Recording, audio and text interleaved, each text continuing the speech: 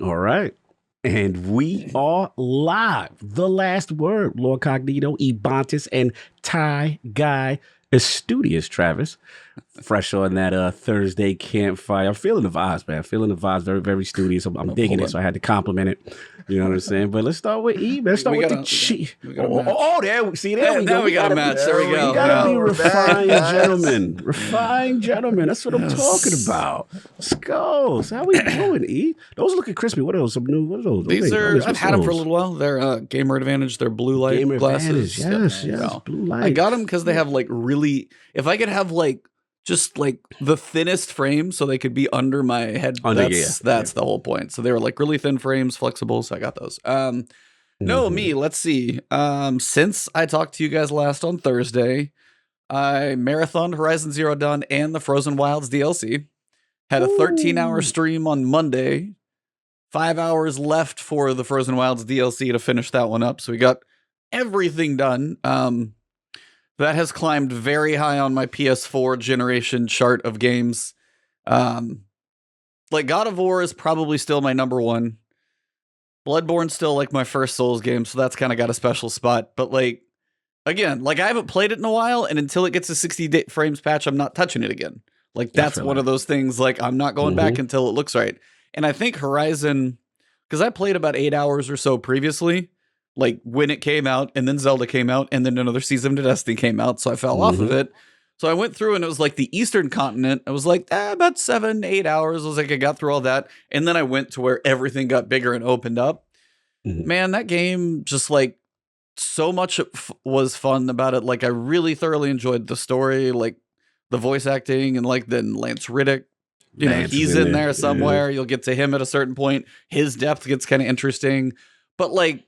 I enjoy combat. That's one of those things I like. The more you play, the more I've gotten into like Souls games and stuff. Good combat will like probably put a game even higher than it should be maybe for me. Yeah. But honestly, like the game has so much stuff. Like the music too. I was playing the Frozen Wilds DLC. That soundtrack when you're in the middle of a battle, dude, I'm like, I have to go look up this song because like the drum beat and everything going on when you're fighting some of these frozen grizzly bears is just like amazing.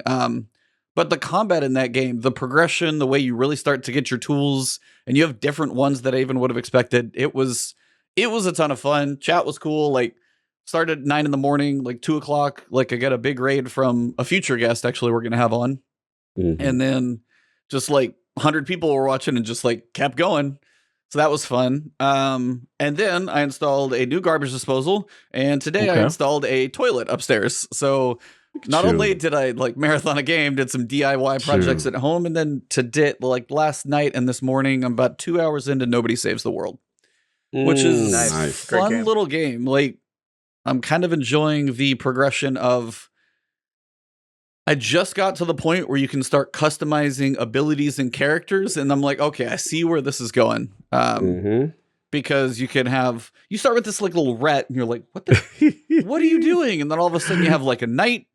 And then he can slash, and now the rat can poison, but the arrows can poison, but you can stop. I'm like, all right, now I see the intrigue here. So that one is definitely going to be... A buddy of mine like beat it in about 16 hours. He played pretty hard through it. So between him and the stuff I've seen, I saw Skill Up do a higher recommendation. I saw you guys listen to your whole interview with the dev. Oh, you listened to it. Oh, yeah. Whole thing. Maddie was more interested. I honestly sent that to my friend, and I had to put a caveat on it. I was like, by the way, I think this might be more about the business of making it, not so much about like the mechanics in the game, because that was pure business interview. I love Maddie because during the thing, like the first 3-4 questions is all business. And people forget Maddie is making a game himself, right? So he's all into this. So in part of my mind, so I'm like, Graham, about this game you got, that's cool. They can change forms and it's cool. Like I was like, let's get back to the game. By the time I got done, I was like, I don't know how much I actually know about the game. There was zero spoilers, tease and mechanics. I probably got more from Skill Up's review than I did from you guys. It was cool to hear. No, you're right. It was like he talked about like the Sony background and all of that type of stuff. But overall, very, very fun. Couple hours so far, and I can see where the progression's going to go. So fairly cool. All right, I'll let you guys go. I'll be right back. No doubt, no doubt. Just real quick before I give it a try. In Maddie's defense, I got to give him that, he did get some really good gems on the indie scene of like how to pitch their game, how Game Pass works. Like he got a lot of gems from him on the business side, but enough about all that. Trav, what's been going on, man? Has the light been dying for you? Yes, indeed it has.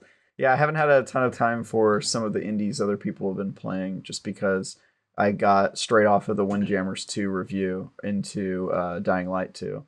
Lots of sequels now that I think about it. Mm-hmm. But yeah, I have spent almost the entire week playing Dying Light 2. I've now played over 100 hours of that game.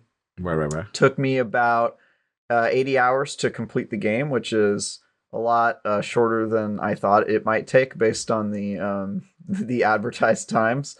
Granted, I did a ton of the side quests early in the game, and then the second half of the game I was like, okay, I think I get it in terms of side quests. Let me just finish the story now and see how that turns out. So I finished that, but I actually did finish a surprising amount of the game. Like I got 100% of the facilities opened up, and I claimed all the windmills and all that stuff. So yeah, I did a pretty like thorough playthrough considering that I only had the game about a week and a half early. So I'm going to be writing my review tonight, and then my review will go live February 2nd. I think at like 7 in the morning. So yeah, I've just been playing a ton of that game and preparing to do Crossfire X is my next review, and then I'm waiting on that one from you. Yeah, that one's going to be interesting. Mm-hmm. And then I'm previewing the new Assassin's Creed Valhalla DLC next week, so I got to work on that. But yeah, dude, it's been a really busy month. The good news is, with Dying Light 2 out of the way, Pokemon coming out just in time for me to be done with Dying Light, I'm on track to meet my absurd goal of beating every February game before it gets piled on. Because I get an advantage though, is because I get to get some of these games out of the way early. And you get like a head start. I would pay, like after doing Horizon, I would pay Sony like 3 times the cost of the game just to play Horizon early, so it's fresh and it's done. Like, man, what I would give to get a review copy of that one. It was so in the past, I reviewed the first the first Horizon Zero Dawn game. Sorry, Forza Horizon. Never mind. Yeah, that's I get the crossover. I was like, I get what happened. Yeah, but I reviewed the first Horizon Zero Dawn game, and when I reviewed it, they gave me the game like a month early, and so I got done with that game like way before Zelda came out. Nice. And then I remember my review of that game came out like the same day Breath of the Wild came out, and no one read my review because everybody was just focused on Breath of the Wild and how amazing that game was. So that game got completely just like left in the dust by Breath of the Wild. But where do you rank those two personally? Like, do you find Breath of the Wild better than Horizon, or where do you? Because those two are always compared. Yeah, do you even compare they came them out on the same day? I don't really compare them. I think my review of Horizon Zero Dawn I gave a 9 out of 10. Nice. And I would say Horizon does like pretty much everything right in terms of gameplay and in terms of its graphics and the stuff that you do. Like fighting giant dinosaurs is just awesome, and I was super addicted to that game. I don't think the story is very good in Horizon Zero Dawn. And we differ on that, but that's fine. Yeah, we kind of talked about that a little bit already. But like my big issue with it is that it's just like it's so disconnected from the main character. Like the main character basically has nothing really to do with the story. You're sort of just like finding out about these things that happened thousands of years ago. See, but I don't like when you get to the end of them like a museum. Like I don't know when you get to the end of it. The main character to me there is a lot of importance to the main character in that story when you get to the end. It takes some time to get there, but when you get some of the reveals, it hit pretty hard when I was watching personally. But again, that's like, this is why there can be critical pieces over it. But yeah, if you actually had a chance to play one, enjoy it kind of in capsule, and then you're like, cool, here's the review. Never mind, everybody's going to talk about Zelda. Yep. What do you have you beaten crazy. Zelda? Have you played and beat Zelda? Yeah. I was so happy that I got to review Horizon Zero Dawn specifically because it meant that I could focus on Zelda when it came out. I will admit my color of Breath of the Wild is a little bit tainted by the fact that I had just got done playing Horizon Zero Dawn for a month, and I was super over open world games by the time that game came out. I was just like, dude, I do not want to play another. And I think something came out in the fall that year before as well that I was playing that was super open world. I was playing it for a really long time, and then Horizon Zero Dawn, and then by the time I was done with Horizon Zero Dawn, I was so over open world games, and I played Breath of the Wild. But I will say, Breath of the Wild is a great game. Like I know like a lot of people have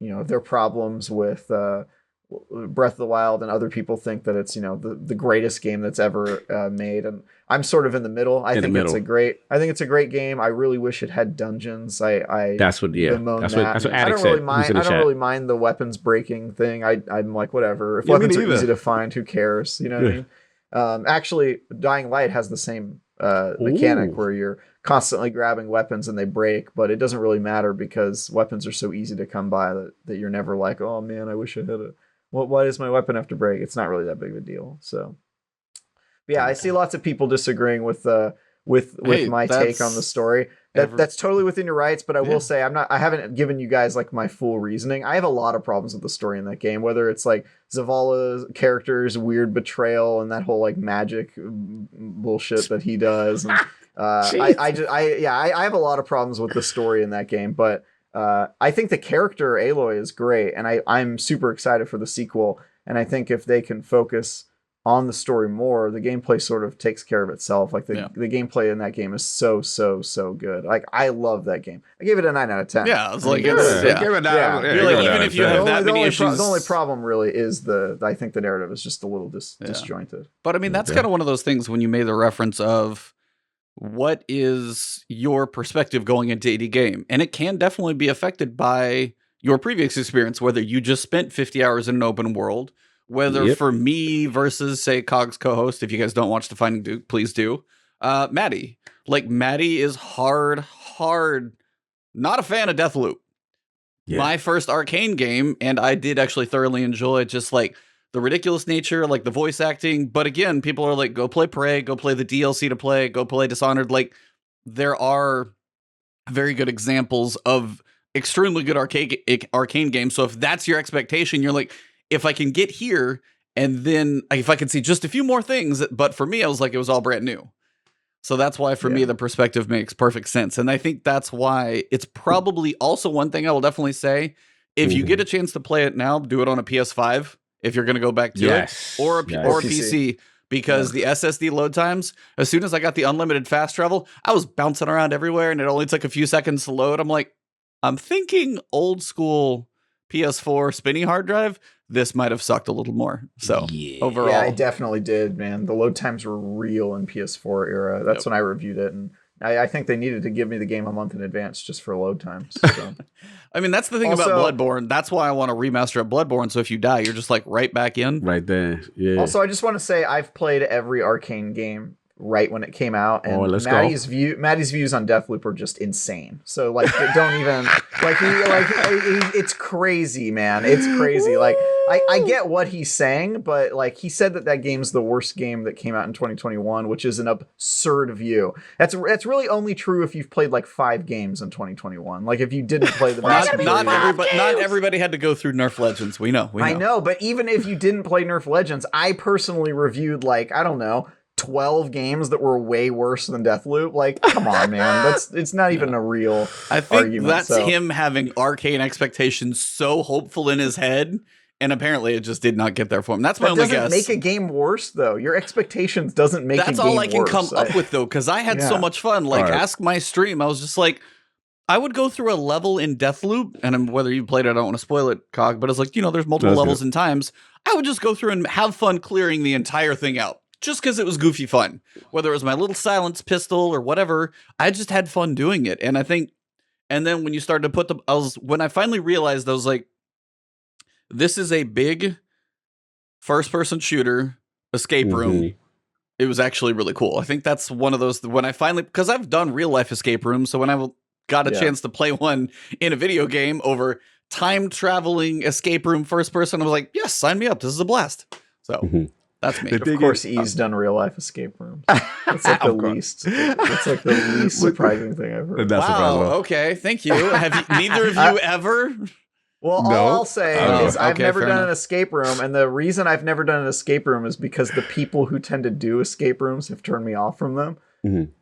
Show me one person who has ever done an escape room and hasn't told everyone about it. Everyone in their life that they've done an escape room. That's why I'm annoyed by escape rooms. But no, I've never done one. real quick, Charlie, let me ask you this, because I know the Deathloop controversy. You're trying to kill It's my not boy, a Maddie. controversy. Yeah, It kill was a my boy. super well-reviewed game. It's like, I was like, it was thought Game of was the Year great. nominated, so it can't Yeah, be. it was Here's the thing, nominated for Let Game of me the Year. ask It you has this like a from this 90 perspective. on If Metacritic. you hardcore Halo. You're Yeah. hardcore. You know the mechanics, the essence. You know when it's at its peak. So like, that's like somewhat in his eyes, like someone. What would we say is like what would it say? Reach's multiplayer Yeah. was like controversially. Four was even worse. It was even in worse, terms right? of- So yeah. that's like someone said playing 4 for the first time, like, yo, this is the the GOAT difference. Halo the difference, multiplayer. Cog, This is the GOAT. The difference, Cog, is that it would be like if 343 or Bungie made a different game that wasn't Halo, and then we judged it by the same. It's not a sequel; it's a new IP. Of It's course, called of course, a different of course. thing. It's Deathloop. But what if they took the mechanics that you love, that they're known for, the things that they know for? I mean, they kind of did that with Destiny. Yeah. Bungie was like, we're going to make a different game now, and it's going to be totally different. We're going to call it Destiny. It's not going to be Halo. And I play that game all the time, but you have to realize it's just a different thing. That's like, it'd be like if you really liked Halo Wars, and then when Halo 5 came out, you were like, this isn't an RTS. It's like, whatever, dude. They're doing a different It ain't thing. the same, chat. That is not They're the doing a different thing. Like, whatever. It's a different not game. All right, It's a different game. I It's did a different want to Trying call to make it it like it's an one- RTS. Yeah, I was like, I wanted to call one super chat. I think you missed it. Oh, yeah, get him, get him. Necromancer Zale. He'd rather have Dino Crisis back. I'm like, sorry, but I'm gonna pass on that one. By the way, Horizon Dino Zero Dawn. Crisis. Like, I don't need Dino Crisis arcade shooter of dinosaurs. I'll much rather take what we got in Horizon. Yeah, Horizon was an amazing game. And actually, I have not touched it since my review, which was years ago. Yeah. And I'm completely blind when it comes to the sequel, Forbidden West. I've only seen the E3 reveal when they announced that the game was coming. That's Yeah, it. I've seen that So, like, reveal, yeah. and they keep doing teases. I'm trying to do the same thing. I've Like, not seen any of them. I've not seen any of I've the tried teases, yeah. the big like VGAs or E3s or wherever it was shown substantially is most of what I've seen, because I'm with you now. I don't need to know anymore. I don't need to know the progression. I already saw one new dinosaur. I'm like, Yeah. wish I wouldn't have even seen that. But I feel what have you been up to, Cog? I know one thing you did this weekend. So, Microsoft and Activision gave me a lot of content. A little bit. For the past, yeah. Oh my God, it was insane, man. But shout out to Adam. He was in here earlier and in the chat. And we just went for it, man. We knew it was a moment, one of them seismic moments in the industry. Everybody's got an opinion. Everybody's got a hot take. And it was just like, you know what? Let's just get everybody involved. And people were like, hey, like live on the fly. Hey, I want to get a part. And I'm like, all right, I'll get you in here, but you got to be quick. Got to get you out. And that was kind of like the rules. You can't stay. You come in, you come in for it and out for it. But it was really cool just to see everybody coming through. And then so many people, even if they disagreed with each other, what I like is we kept that respect, from different opinions and stuff like that. And shout out to everybody, man. Colin came through. Man, so many. Hogue was on fire.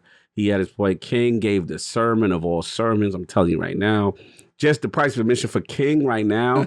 This is like the promise fulfilled. So he's all in his shaman prophecy bag, and he's in it. But yeah, man, it was a 6-hour insane opinion. I can't believe passion, jokes. I can't believe it either. Like, to be honest, but it was one of them joints when you look back, you get emotional because it was like we got everyone to come together on something. Yeah. Like the community, you know what I mean? And that Do you that have part a was total cool. number of do you have total number of guests who came? What was the total guests pass through? Like, Were there besides more the host? guests or viewers? No, viewers. I saw the viewer numbers. They're Yeah, it's massive. crazy. That was It crazy. was crazy. It was crazy. And we I had think they over were all guests too. They all had had to log on to. Yeah. we had over at least 18 people come through, in and out. It was special, man. It was special. And shout out to everybody. That's crazy. They made it dope. But yeah, I was doing that.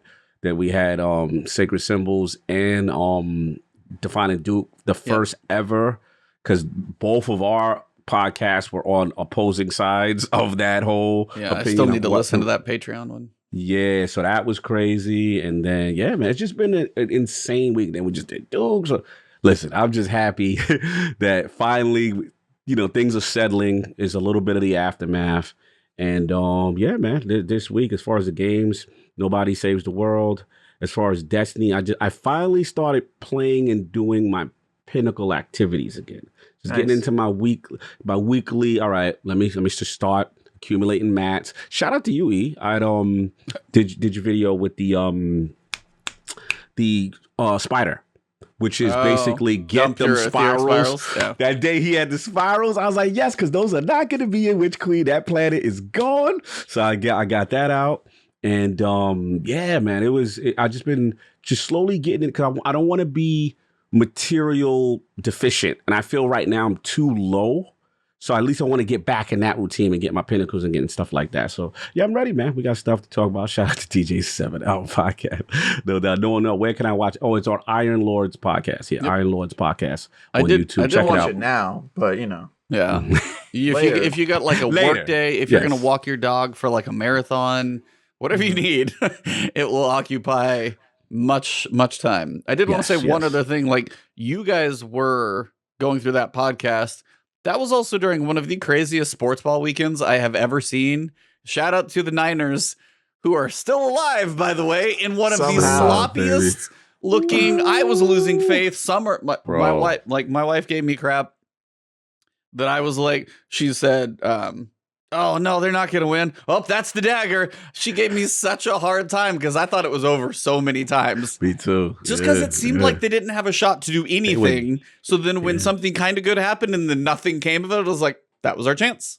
Yep. It was over. Yep. But they looked dead in the water. Like, they looked so lethargic. And then we in the DM and Travis like, we don't start playing to the third quarter. And I'm like, yeah, it's kind of true. Was I right, though? Was I right? And I was like, was it like a block punt for a touchdown? And I'm like, block punt for a touchdown. Blocked field goal. Like, blocked field goal. It was special teams and defense are the only reason we are still going, because the offense may as well have barely been there for about one drive. Jimmy G. Yeah, he needs to hopefully be a little less sore on this weekend.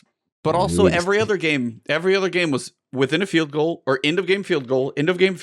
I think they were all end of game field goals. Yeah. And then overtime, which that game, I do want to say, my random sports tangent here, is just a little bit of proof why the coin flip of NFL sucks. Yep. Personally, just because that was a very offensive game. Neither defense was there, as it ended up being 36-42 or something. So obviously the defenses weren't strong like the other game. So then when you have a coin flip, which offense gets it first? They're not really stopping them and nobody got a chance. So that's just one of those. I don't know if it's going to change, but I think for playoffs, maybe. Playoffs. But I would like to see maybe for playoffs, each team gets some kind of chance, because it did suck to see the Bills quarterback do what he did and then in turn just have the rug pulled out from under him. That really sucked. Yeah. But yeah, that was a fun weekend. I don't know if I'll ever watch 4 games that were that fun. It was crazy. That was crazy. All right. All of our fun past week out of the way. You said you've been playing a little Destiny. We're a few weeks out. We did actually get a TWABage. And by the way, the Zavala picture you guys see related to the TWAB, one of the Bungie guys said, hey, this looks like something from a cinematic. So FYI, Zavala's going to be in some cinematic somewhere in the future. But it does have a different face, like a little more different tone on him. But again, if he's in a cinematic, maybe he doesn't die in the campaign. We'll see. No way. Anyway, he is like a mainstay. I don't want him to go just because I like his voice. Genetics bless that man with some very wonderful pipes. So I hope his voice doesn't leave the game. Same thing like in Horizon when he's in there yelling, yes, more of him, please. Oh, for sure. That's Lieutenant Daniels from The Wire. Man, I still need to watch. I need to watch that show. Yes, you do. That's a classic. I know. That's one of the big classics for TV. That and Breaking Bad both. I know. Believe me, I know. Wow. Dude, I know. Wow. This guy. I don't even know you. I missed some big ones, okay? I missed some big ones. Wow. Okay.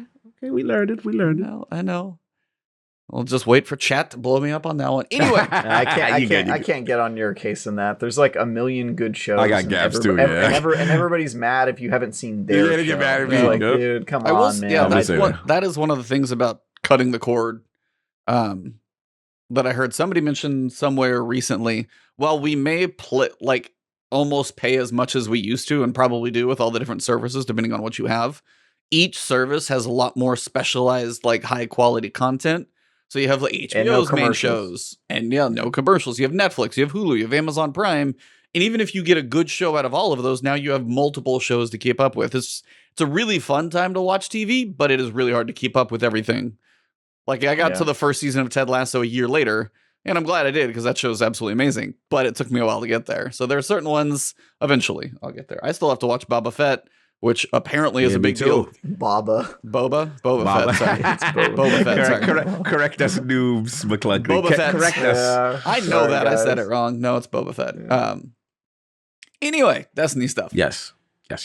So Ritual, Vanguard, and Crucible. Oh my, we've got reputation changes basically going on with kind of everything that we get a chance to generally work with, whether it be Crucible. It's your standard rituals that are on your director.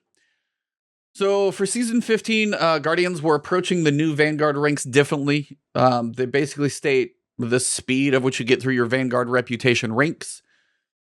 They thought it was too slow. And I agree, because it does take a lot. Like Crucible, I would say I get through pretty comfortably. And it's probably because I avoid the strike playlist generally, because there isn't much of a reason to go in there once you're kind of done with your pinnacles, so I don't play it as much as they do have reasons to play your Iron Banners or other things. They are going to try and make that one faster. They're also going to work on improving just completion rank, activity streak, nightfall multipliers, and then nightfall completion quality. So if you get like platinum rewards, potentially you would get more. So just in general, they said it should be about twice as fast for most players to get through the Vanguard reputation. I'm sorry. I'm trying to read this, and you two are chuckling it up. I feel like E is the teacher, and Cog and I are in the back of the class. You guys are the bad kids. We are not listening to the teacher, and the other students are roasting you for Boba. Yes, Baba Fat, Baby Fat, roasting the teacher. They went on a streak. Baba Booey Fat.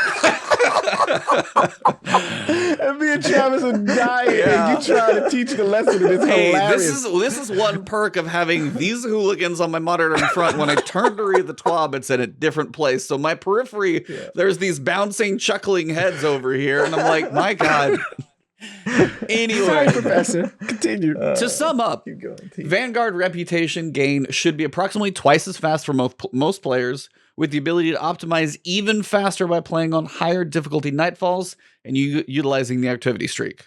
So in theory, it's not going to suck as much to be in nightfalls or Vanguard strikes.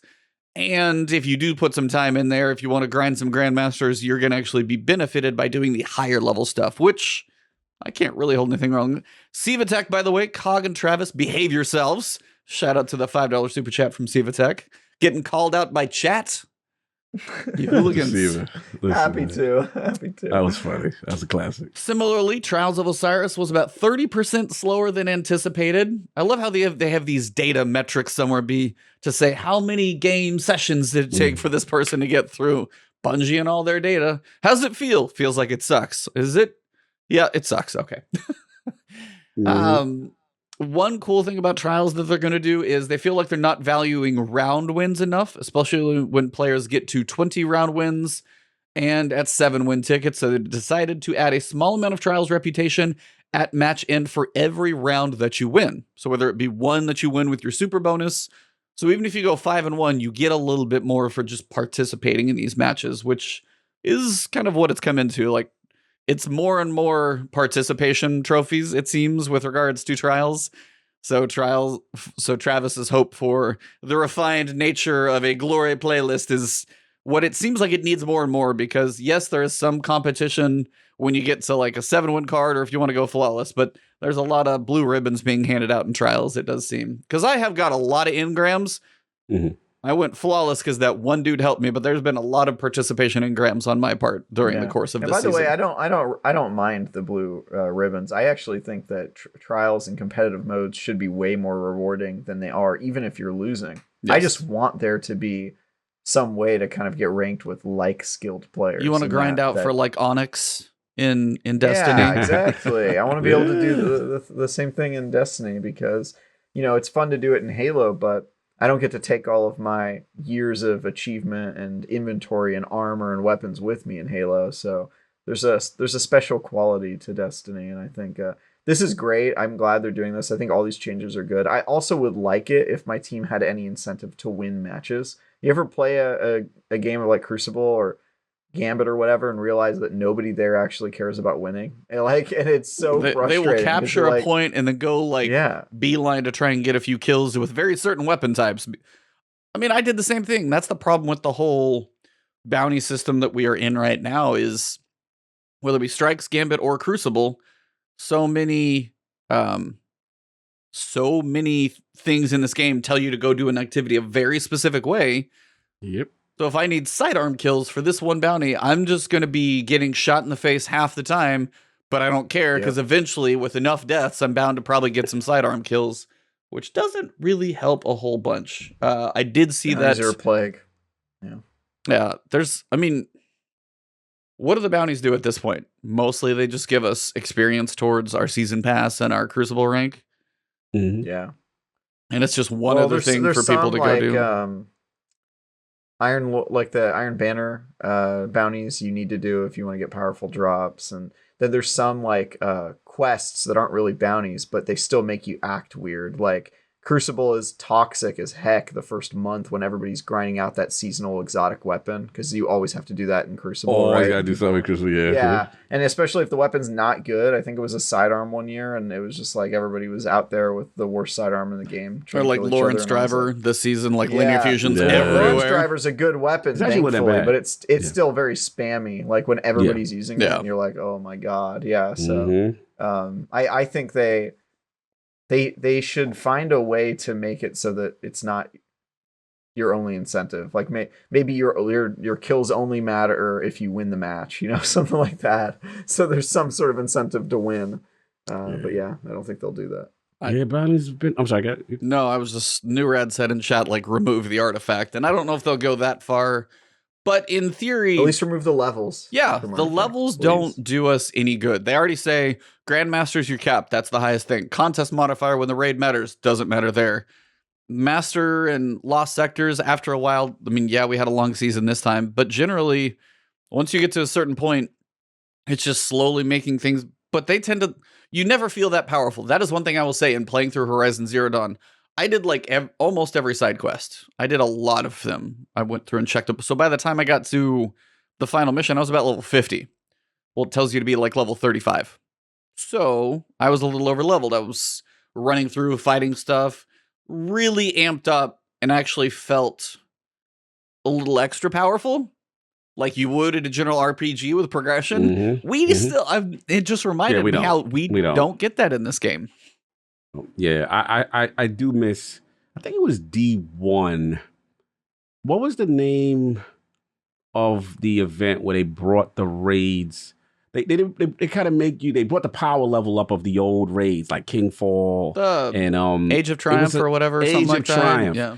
I miss that because I remember going in there and just wrecking, and I'm like, I don't know. It just felt. Sometimes it does feel good when you're of level or way above level to melt something. Or what I miss about it is we would really Sherpa during that season, that time, because it was like, okay, somebody's new, they haven't played for a while. Yo, you want to do this? You want to check this out? And it just felt like a part of it. So it's just like, I agree with you. It's like, I always feel like if the artifact is going to matter, let us DPS crush for the people who truly are invested into that leveling because of the artifact power on top of it. I still feel like things should be hurting just as much as they did, when you were at the level when, the activity kind of started. I hate that. Like when you look at recommended power level, this is what bothers me. You look at recommended power level for any activity and you are leaps and bounds above it. Yeah. You should melt really hard. Like your DPS should, and I still feel there's that curve where it's like they're only letting you go up to this certain level. It's really your delta above is like a max of 20, even though a Vanguard strike You can't just go in there and just destroy strikes. And honestly, those should just be fun. Strikes should not be anything that you need to sit there and put a decent, and you can obviously nuke some stuff in there, but still just have some fun. Yeah, no, absolutely. It's just, to me, it's all about damage resistance and sustainability. That's all it is. So I don't get hurt enough where I'm not one shot. That's why I'm leveling up. Really, I'm not leveling up, so I'm feeling more powerful than the enemy, and that's what I want to do. It's homework. Yeah, it's homework. And it's giving me the right to play it. Sorry, Gabe. Yeah, no, that's actually what it is. It does. It gives you. It checks a box so you qualify to basically play the activity. But it never matters that much. Once if you're doing something really difficult, they're going to tell you exactly how you're going to play it. If you're doing something mid-level, you're just going to play it kind of as it should feel, but you never get to feel overly strong ever. Agreed. Continued reputation changes. So we got the Vanguard changes, we got the Trials changes. Also, it looks like we've got the Summoner coming back. So we've got our auto rifle. I think it's a 600 RPM. See if we get solar. Solar. I'm trying to think. There's not. I was actually going to say, solar auto rifles. There's not a ton that I love because there's that one from Beyond Light, which I can't really stand the way the recoil is because it's just all over the place. It's thermal erosion or something, maybe. Oh, yeah. It does not feel good. This, at least, if you could get maybe Vorpal and something like that for champions, especially as their overload auto rifles and SMGs, that will actually be good. They said for reputation changes with regards to Crucible, they say that feels about right. They're not going to mess with Iron Banner is getting a rework in season 17. So FY, we're probably going to spend our tokens this season. They say Gambit reputation was about 30% slower than desired, but with the Gambit revamp coming in Witch Queen, which we still don't know because that's in a future TWAB, they would like a full season to analyze playstyles and patterns before making any changes. More details on that in the future. And this is what I wanted to ask you guys. They think it's 30% too slow. Whatever their data says. Solar Haze, Arctic Haze, that's the auto rifle, sorry. Right. Thermal erosion's the LMG. Thank you. Thank you. But if they know something is 30% slow, and it's Gambit, nobody likes to play it in the first place anyway. It's barely, and it's like land, and they're doing some rework. That's fine. But if it already goes that much slower, I don't know how much the rework is going to do if it's still going to be called Gambit, it's still probably going to be generally the same. Do you guys think not touching that 30% reputation gain is kind of the wrong decision? Or do you guys think that's okay and wait and see how everything comes out? It's a weird thing to address because they're addressing all the other ones, and it seems like it wouldn't be that dissimilar to just adjust how much reputation you get from each Gambit match so that it's about the same. That said, it doesn't really affect me too much. I don't anticipate playing a whole lot of Gambit in between now and whenever they fix it. I have avoided that game mode like the plague, and I intend to continue to do so for as long as feasibly possible. So, I don't really, it doesn't really affect me, but it is weird. It's weird that they would say, hey, we know that this is broken, we're not going to fix it, even though we are fixing these other playlists that, are presumably have the exact same need. So, it does take forever to level up. It's just strange. Playlist, it's just strange. I'm with you. I mean, I clearly they have a plan for Gambit at some point, but it's just weird that maybe they just want to coincide everything together at one time. I don't know. That's the thing. Weird. They are actually making changes in Witch Queen, but they're not touching the reputation. They're waiting probably a full season even later, like when they would change Iron Banner, then they would change that.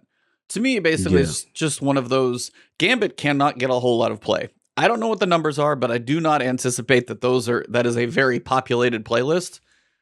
So why not bump up the 30 and just give it to us, just to give people some incentive to say, hey, if you go into the Gambit playlist, it's a bit more generous than it was to work through your reputation. It's not as long, or you get more engrams from it. You might get more rewards. It seems like little change. Like, you could be extra generous in that one. Crucible goes decently. Vanguard's getting an update. If nobody wants to play Gambit in the first place, why not give it the bump? I feel like it needs the bump anyway. It could even use double the bump. It could be, if it's 30% too slow, maybe it's 30% faster than the other two, just so you go in there. It's one of those that I feel, that was just a weird one. Not even say, we think it's 30% slower. We kind of want to see how it goes, but we're going to give 15% of a bump just to not maybe overdo it. But nothing just felt weird to me when I read this. I even said that in my little videos. It just seemed like they could have done anything to help boost the incentive to play Gambit, and they didn't do anything. They're going to rework it, but incentive, I guess we'll see what that is. If I had to guess, let me put corporate cog hat on. If I had to guess, need to get you a corporate hat. Yeah, we got to get me a corporate cog hat. The reason will probably be the algorithm probably says play time is probably the shortest, and Bungie don't like you dipping and dodging and getting hot rewards and stuff real quick. We don't like that. We need to keep you here. What do you get from Gambit? A bottom dollar with 7,000 perks. Have you looked at the perk trees for bottom dollar or some of those weapons? God, yeah, it's crazy. It's just how many do you have? I have about 12 in each column. Good luck with the statistical odds of getting the roll you want. I will say though, Servant Leader's kind of fire. I'm holding on to. I got a crazy roll for when scouts come back for Witch Queen. Yeah, I like that, but I mean, I'm with you, man. I can't really argue with you on this. Like this is, it just seems I'm just being ridiculous. Yeah. We all know there's a problem. There's a problem. It's clearly a problem. I'm just trying to understand their mindset. I get that, and maybe the changes are going to be different. I don't know what they're going to do, but if it is still going into a Gambit match, whether you change, if it's longer, if it's a little bit more competitive, a little more back and forth, it's still going into Gambit. And whatever the experience is good, bad, or otherwise, knowing the reputation slower, I feel like still isn't going to be something that the revamp is going to change. Unless Drifter's menu looks completely different, which maybe it will. Who knows? Maybe, yeah. They said they're also not making any changes to the active streak system or the placement of the ritual weapon ornaments. I did want to ask you guys this one because the ritual ornaments are part of the seasonal challenges. And one of those, each seasonal ornament is somewhere like its own seasonal challenge. And basically what that means is right now for every reputation, you go all the way through Crucible up to 16. When you go to reset, when you get to 16, then you can pull the new pursuit weapon. Mm-hmm. Next time you go through it, your full second reset, you get the ornament. Mm-hmm. When you go to Gambit or Vanguard, even though you have earned the weapon, your first reputation reset is going to give you the weapon again. Then your second one is going to give you the ornament. Same thing with Gambit. So you have to reset every single one of them 3 times, even though you're going to get the weapon 3 times. So it is a little annoying to me, at least my opinion would be, if you could take the ornament, if you go through one once and then you go through it twice, you've got the one ornament already. Then if you could take the ornament from the second reset, pull it to the first reset for the other 2 vendors. Like I spend a lot of time in Crucible.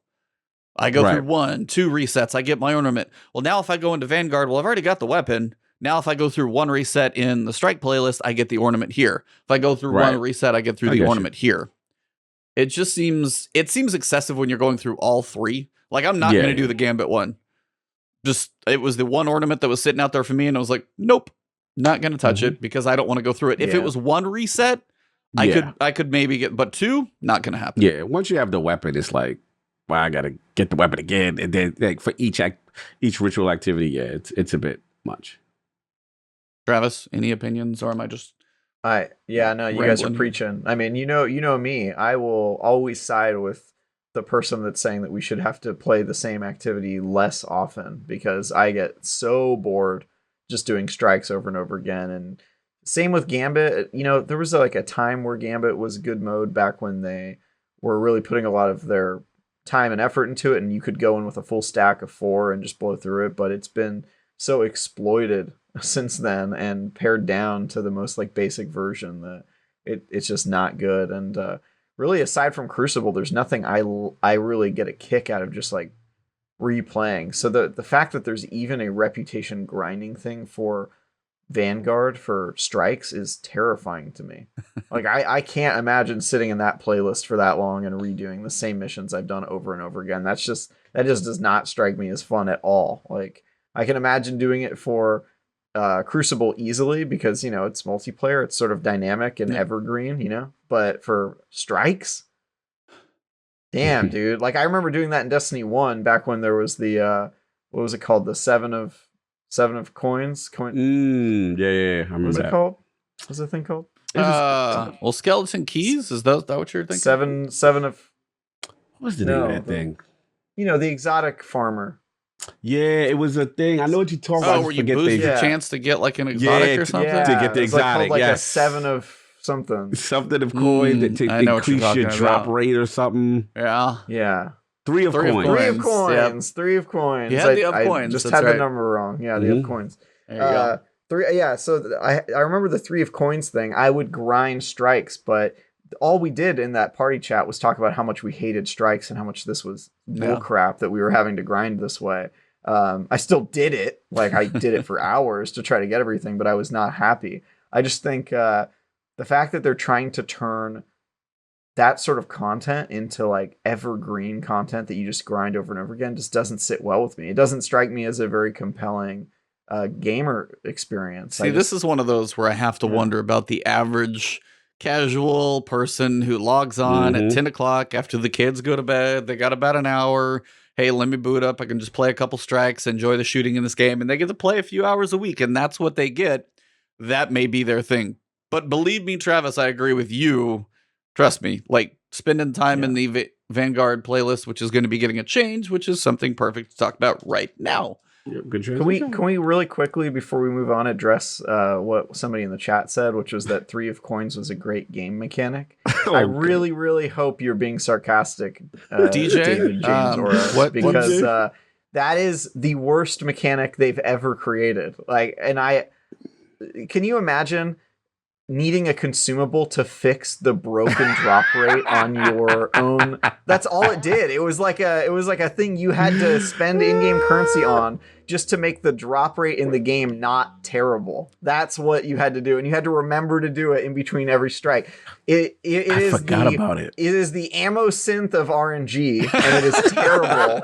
And you shut your mouth and don't talk about game mechanics ever again unless you were being sarcastic. So that's all I have to say to that commenter. Anywho, speaking of the Vanguard playlist. Poor DJ. He brought that on himself. Sarcasm or not, he brought that on himself. Take. I'm sorry. That's classic DJ sarcasm. Anywho, as we discussed in an earlier TWAB, the Season 13 Battlegrounds will be added to the Vanguard Strikes playlist, which is now renamed Vanguard Ops. As a reminder, the 4 new Battlegrounds coming to the new seasons are Behemoth on Nessus, Oracle on Nessus, Hailstone on Europa, and Foothold on Cosmodrome. The actual Battleground activities are the direct launch, no champion version of the Battlegrounds, as these match the length and difficulty of the most of the strikes in the playlist. Any bounties, quests, triumphs, and challenges used to reference strikes now reference Vanguard Ops. I really actually hope with regards to the bounties that it's plastered and bright and clear and in bold. Because sometimes, whether it's a challenge or a bounty, typically I think it was the challenges where I found the issue, or maybe a triumph you need to do for a season thing. Do this in strikes, and you go and do a nightfall and you see no progress. That's annoying. Like, strikes should be one thing. It's a box. Everything on that window should count. If it's the Zavala icon, that counts towards those bounties or triumphs. Or I'm going to go do a harder strike. It's a nightfall. It's the same thing over and over. It's boring. So reward me for it. I will say, too, though, as I was going through some of the challenges for one of the recent seals, it's been a year. And I know Beyond Light is something they still charge for, and we have all of our pricing debates. The Empire hunts should be in Vanguard Ops, because if you do those on a relatively low difficulty, they are about the same length as a strike. And there's not they have huh? They short. Wait, are we talking about the one? I mean, how long are some of these strikes? How long is Lake of Shadows? No, not Which one's Empire? Empire hunts, the Beyond, the Europa, the 3 Technocrat. Oh, I'm an idiot. Yes. The Technocrat. Yeah, those are strikes. Yes. Those should be lumped into Vanguard Ops as well. So then you'd have Empire hunts on Europa. We only have 1 strike on there anyway. Then you'd have the Battlegrounds, and then you'd have strikes. I agree. You already have them in the game. Just make that playlist more varied. I think that would be... I'm sorry. And again, that's the point where, but you have to buy Beyond Light to be able to access these. That's the little caveat. That's it. But I mean, you have a Vanguard Ops playlist. You want us to spend some time in there, spice it up.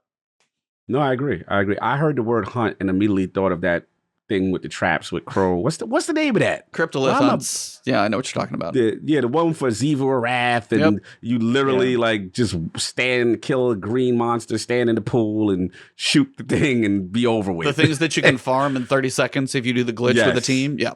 Yeah. Yes. All of that stuff that we have farmed for currencies, all of that stuff's going away. Yeah.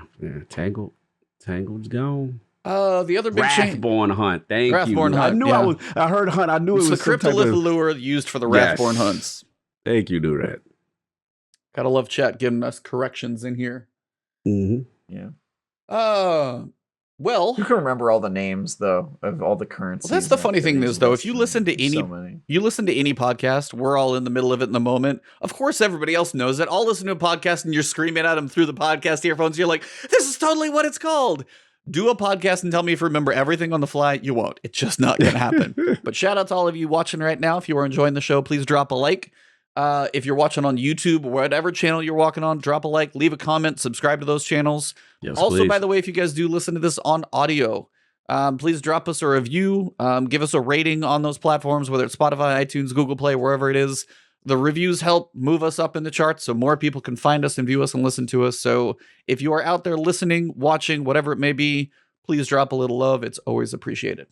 Yes. Yeah, I gave this podcast a 5-star review, but I did it 1 star at a time.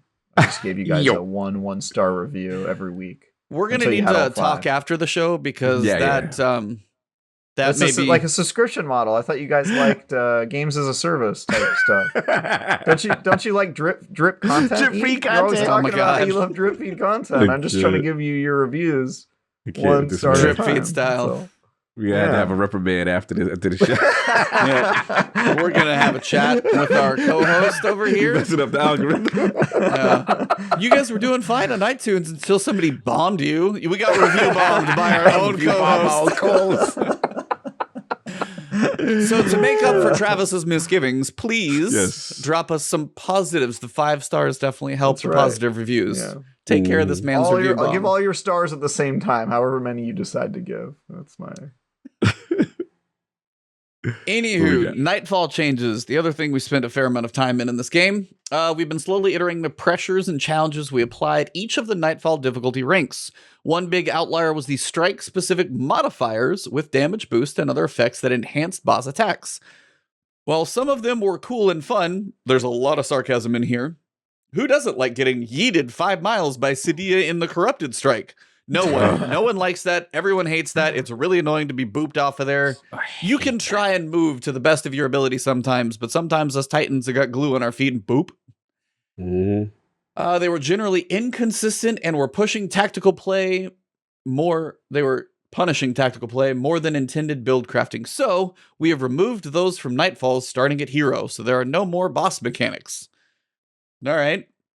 We have added a new style of burn called Acute, which will increase player damage taken from a specific element by 50% and increase player damage done by 25%. So a little bit of give and take, kind of like the strikes burn is 50% both ways. This is 50% incoming, 25% outgoing. Most Nightfalls already have a 25% damage received modifier, so this will be an across-the-board increase of 25% in both directions for that element. So basically, if there is a very heavily used damage coming, like a fallen strike, for example, you're going to need that damage reduction element on that chest piece. Otherwise, you might get a little squished, especially in the high-level stuff. If you've got solar snipers, good luck. You're going to need all the damage medication you can get. But I do like the fact that we're getting at least a modifier in Nightfalls to give us some benefit, because if there's a whole bunch of arc in there and you can at least lean into that, it does help you a little bit. So it's not doubly bad. There's just a little risk versus rewards in there. Secondly, we are moving the seasonal strike modifiers that we introduced in Season 15 from the Vanguard playlist to the Nightfalls. These are unique buffs and boosts that aid you if you lean into the combat themes of the season. For Season 16, they are themed to Glaive and Void usage. These rotate weekly and appear on all Hero, Legend, and Master Nightfalls. We look forward to your feedback on these as we continue to iterate. So I have one question. We had more modifiers in Destiny 1 than we probably are getting. We're seeing some unique ones in, Dares of Eternity. We get a couple of unique ones. we're finally seeing some of those going into year 5. I guess it's better late than never. Yeah, it took a while. It took a minute, but I was surprised by that. I also wanted to say that I feel like they're utilizing the burn resistance mods more to make us use those more with that. And the other thing I wanted to say is battlegrounds. I like that those are increased because we love the density of that activity. And shout out to the cops going by, so I'm a mute. Yeah, see, they're calling them out too. What about you, Travis? Where are you on the Nightfalls? And do you spend much time in Nightfalls for you, or are they not really a thing that you do a lot with? I haven't lately. I did Grandmasters when they first came out, and then I took a little break, and I did a bunch one of the seasons, but it's not like a regular thing for me. My biggest problem with Nightfalls is that it's content I've already done, but they've made it artificially difficult just because, right? And I've had that problem ever since my first Grandmaster, where I was like, wow, I'm getting just like dunked on by a Scion.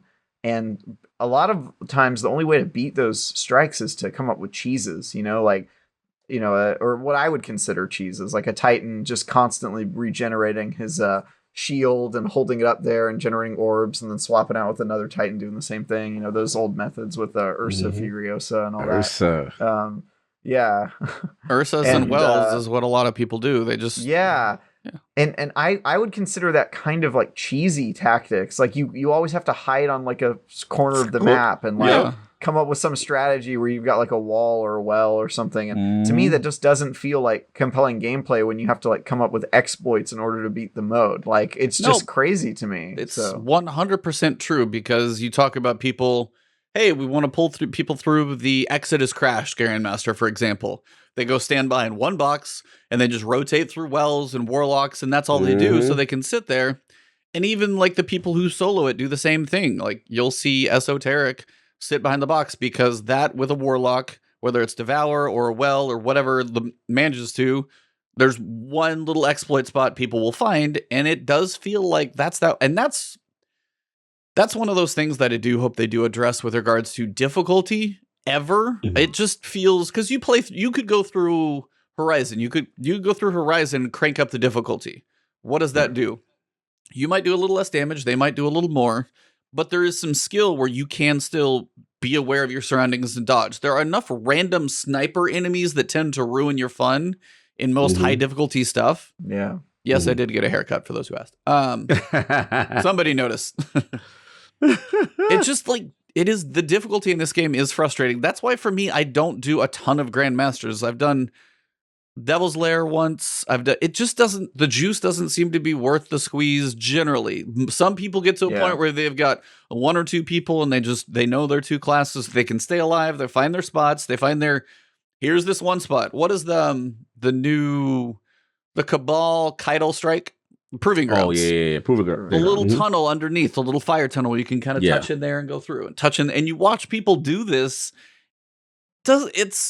You're getting little like pot shots here and there and like bobbing back and forth through a tunnel to get one shot here, one shot here, one shot here, and that's all you're doing after a while. Is this how we're supposed to be playing the game? Yeah, is this what Bungie wanted? Yeah, it's like, is that what they want, as opposed to putting skill into movement or abilities or a build that you could lean into that could actually make you a little tankier, do more damage, have an ability to stun a boss for a second. It just, some of the cheeses when you see them done are frustrating.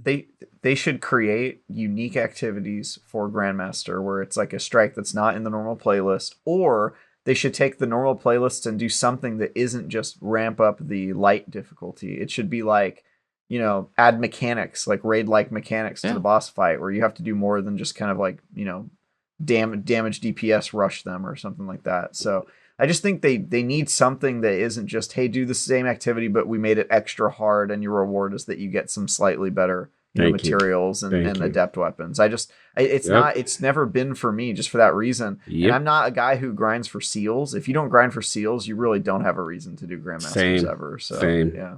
All the way 1,000 agree with Traps. Like, shout out to DJ, and he be in there and managing a couple people to clan. And they're like, yo, we doing the GMs. And I'm like, for what?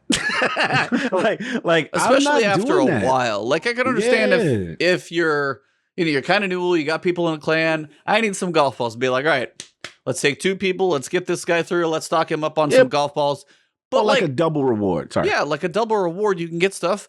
But I'm literally sitting at 50, which I'm capped artificially for prisms. I'm sitting at my 10 golf balls. I'm not going to do anything right now with my armor. I've got enough masterwork sets that I don't have any incentive to go in there because I can go farm exotics in lost sectors. For me, much easier than trying to get a group together to do a grandmaster. And it's just something I can go do blindly on my own without even thinking about it on master difficulty lost sectors, and especially as we were this season. But grandmasters, the effort it takes, the time it takes to go through, not worth it. It hasn't been worth it for me for so long.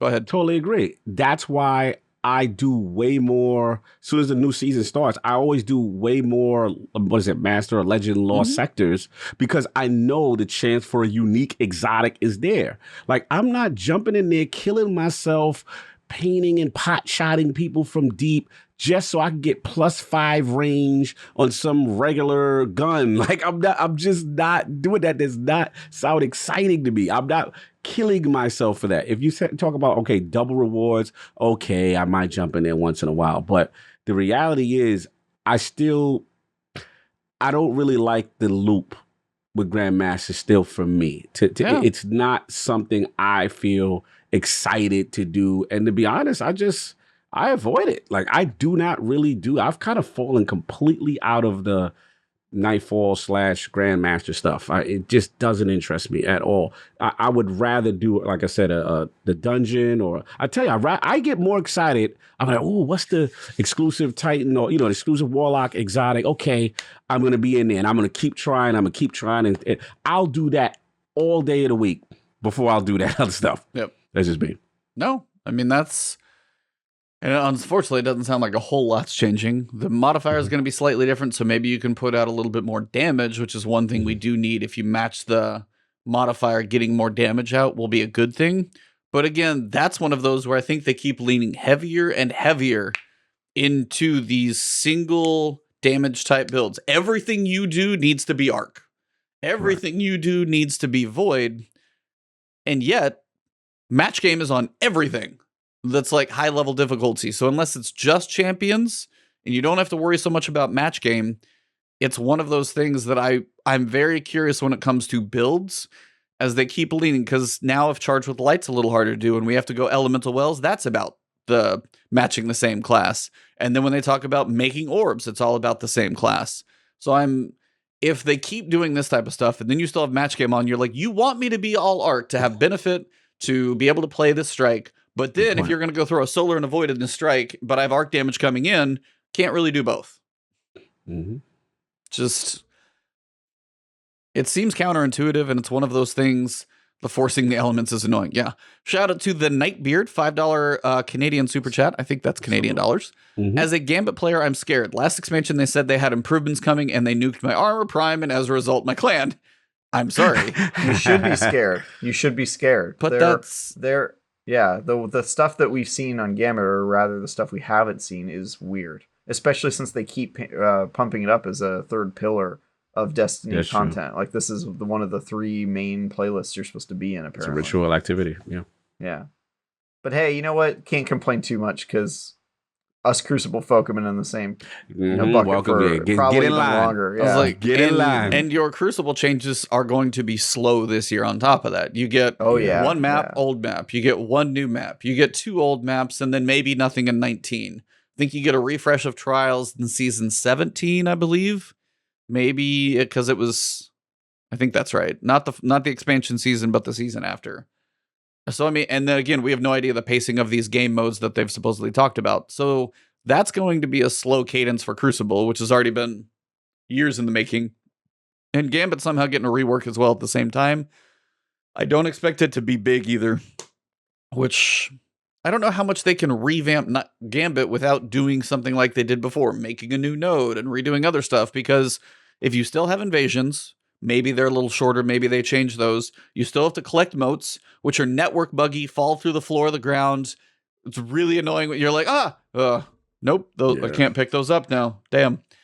Those types of things, I hope they fix. Blackwings did say Rift is supposed to be coming back. So a couple other modes. What is it? We used to have our little team jackets with the Invader does this and the set bonus armor. Are you kidding me? that was one of the most annoying teases from somebody who really likes set bonuses to have that given to us in a minor idea and then taken away. Remember how gassed we was with that drop? Remember how Dude, the potential, I was so excited. I was like, oh, we got set bonuses now? This could be a thing? This is going to set off a chain reaction. It's going to remove from the game and never talked about again, never brought back again, and implemented in any form. I'm like, damn. Because that was during when Division was hot. Yeah. At one point. So we're like, okay, they're leaning in the set bonuses, y'all. Okay. Get a little. No. No. We've consolidated Gambit, gotten rid of Prime, and taken away that armor and deprecated it, and we will never see it again. I mean, that's what happened. So then you turn around and be like, hey, are you excited about Witch Queen? A weapon seemed cool. Weapon crafting seems cool. The glaive is cool. It's all about the weapons. What's your armor doing? Same stuff, different year. That's how it feels. And from what I've seen, we're waiting on Void 3.0. Subclasses can be fun. We've got some mods coming in, but, Orbs of Light and that little shift, like with some of those, it's still going to be mostly about the weapons and the armor, which bugs me still because it's 5/8 of your gear. And somebody else, I remember somebody in chat saying, can we not get class items as pinnacles? Support that. When you get one or when you get, I want to lock down sections. Like, I don't need a class item ever again. Every class item I get right now bugs me. I'm like, no. Anywho, apparently this is my day to rant and be annoyed. I love it. I love it. I love it.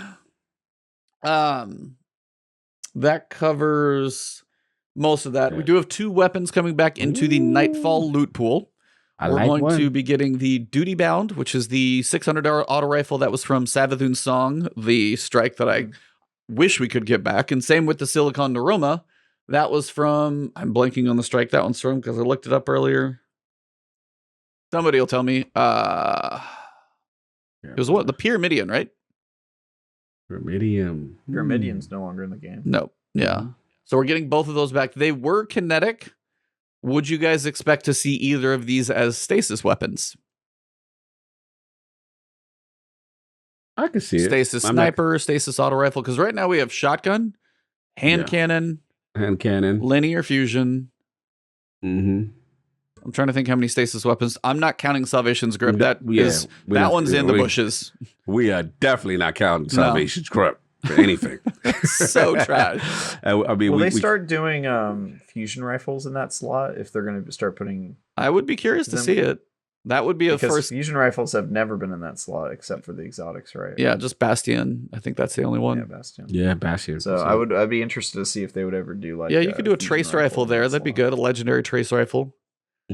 So that's one thing. If they do start leaning slowly into the stasis thing, we could get some options there.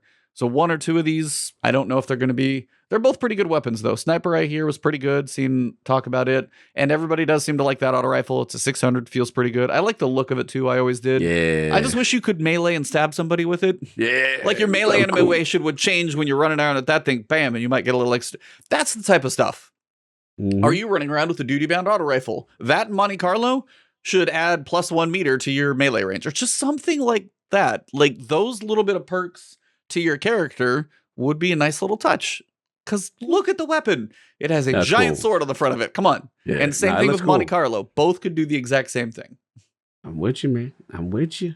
They said they're also going to be updating how they communicate the shields present in a strike. So you don't actually have to think about what enemies you're going to face. Just like Lost Sectors now, you'll know what the burn is. You'll know what shielded enemies are going to be in there when you pull it up on your Nightfall Director, which is nice. You can actually plan ahead as opposed to, let me run this thing. Crap, I forgot this guy's in here. Let me go back to orbit and put my different gear on. So that's a benefit. Unlock the content, come back, go back to orbit, the whole thing. Yep. Lost Sectors as well. When we introduced Legend and Master Lost Sectors, we were forced to split the daily and Legend Mass Sector location since there was no way to select difficulty in a public bubble. Thanks to some fresh technology built for the upcoming Witch Queen campaign, this limitation is now removed. So now there will be a single daily Lost Sector, which has both Legend and Master difficulties at the same time. Selectable at the entrance, both difficulties will give the same exotic reward. So you are losing one type of exotic, because you could literally have boots and chest available on the same day. Now it's just everything's the same and consolidated in one day. Benefit for somebody like me, if I'm like, hey, here's your Lost Sector guide for the day, counts for everything. So it's kind of, I did like the idea of if I want to go legend, I get, boots. Oh, but I need chest. Mhm. Oh, that's master right over here. I could work on both. Now you're kind of stuck on your one daily rotation. You one day. Yeah, that's true. A quick touch on Crucible as well that they did do. Nothing major. They did change the respawn time back. They reverted it back. They said they had given longer respawn times. And then after the data they've gathered and the feedback and everything, they said this was not a good idea and we are reverting it. And they did it a few days ago. So the longer respawn timers that were in Crucible are no longer there. Travis is chuckling, so I have to ask him. Yeah. I mean, anything that slows down gameplay sounds like a bad mechanic. Like, I feel like that's like pretty obvious, I think, in my book, is like, waiting longer to do things. I'd be like, we increased load times in our last update, and then we decided that was a bad idea. That's harsh. That's a little extreme. That's harsh. But I mean, it's the same concept, right? It's like more time you're not doing things. I think it was a feedback reaction to people. Remember when Roman supers were like super crazy? Yes. And so I think remember people were like, yo, I just spawned and they got killed by the same Titan and the same Stormcaller. You know what I'm saying? Like, remember that? I think that's what it is. But the game now has evolved. So now it's like, it feels worse to be put slower because now they've nerfed the Roman. I think that's what I look supers at. and stasis. Yeah. Somebody was like almost as bad as freezing, but yeah, it was a half measure towards not fixing the real issue. Yeah, you need to fix how the spawns work, not the other piece. So right. So now they got to pull it back. Yeah. Yep. One thing they are doing a little bit of a tweak on, which is something I can take advantage of thanks to my new monitor, is HDR. So they're doing an update to it to where HDR will work in windowed mode. They're going to have some more tweaks to it. Calibration settings will be a little bit better. If you haven't experienced HDR, it is actually pretty amazing when you get to really see it pop. Between a new TV I've got upstairs and a new monitor, when you do get either the true black 7 OLED or just the big brightness contrast of, say, HDR. When I played Horizon Zero Dawn, when I streamed, I can't stream HDR. Oh, you can't stream HDR. Right. Yeah, because OBS is like, this is overblown out. It looks bad. But played a little bit by myself, the benchmark and that type of thing. That is, and even beautiful. Destiny, when I played Destiny the first time and turned HDR, 100 frames, 4K, I'm like, welcome, brother. It's gorgeous when you get to see it in fancy world. It's nice. That's what I was trying to tell you. No, I know. That Series X stuff was just buzzwords. No. I tried to tell you. I was like, man, when you see that HDR hit, it's different. Woo. G-Man want to know your monitor. I'm trying to think. Is it PG32 UQ? The fact that you know that's hilarious. PG32, huh? PG32 UQ. No, believe me, when it comes to stuff like this, I'll be like, yeah, no, that's the 1440. Well, they really stuck it with the brand name there. Whoever the marketing team really. What's the new 4K one? PG30. No, that's that one. Because there's like a UQX, which is like $3,000. It's not that one because that rolls off the tongue too. UQX. Yeah. No, but one of them is like 4K, but it's like 1600 mini LED dimming zones. That's like a $3,000 monitor. That's more than my TV. I'm like, no. This one was the kind of recently refreshed 4K 144. Yeah, it's the PG32 UQ. Okay, it is that. I was looking at it wrong. It's just Asus models. They're all a mess. Go look up anything Asus. They all have some of those weird funk about them. Mm-hmm. On a separate note, we do have a new community manager as well. Yeah. One of you guys want to take this one real quick? What we got? Cog, I think this is an appropriate job for you for some reason. Yeah, right? I feel like I'm supposed to be doing this as the integrity person. It is fitting. We need to talk about Bruno. Community team continues to grow. They got an awesome bunch of lovable nerds, and we are stoked to add yet another one to the ranks. We hear, I guess that's the Latin American community. Did I say that? I hope I don't butcher that. But Latin American? Yeah, loud and clear. I've never seen that acronym. Oh, LAT. Below it says Southern Europe and Latin America, so you're probably in the right realm. All right, about representation, and we are honored that immediately through our Bungie bounties, now we're excited to add this new community manager to our ranks that hails from Spain. So we got to talk about Bruno. So yeah, man, he's the new community manager for Southern Europe and Latin America. He basically goes on to say, I know that in the world, there are a lot of players to meet and a lot of places to be, but he's a hunter. Us hunters are known for something. It is for having allies in every corner. Complaining. That's what they're known for. Shut up, Jeff. And always being on the go. So I'm ready for this mission. Now, don't give me that look. Travis. I might main an Arc Strider, but I love my 3 Guardian classes equally. I'm always jumping between them and trying new strats while raiding or playing trials with friends. PvP, I like that. I like that. Using weird but effective builds is one of my favorite things to do in the game.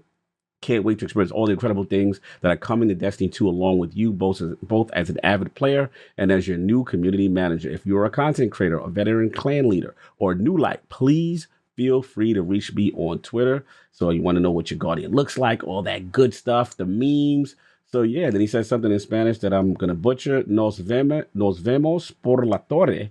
Guardiani S something. Nos vemos like That was Coglish. Coglish. Like well, no, vamos is let's go. Vamos. I think Vamos? Parla Torre. Wow, Psalm Lab. Do you know any of this, Travis? Are you Spanish inclined here? I'm not. Oh. I took Latin, sir, because look at me.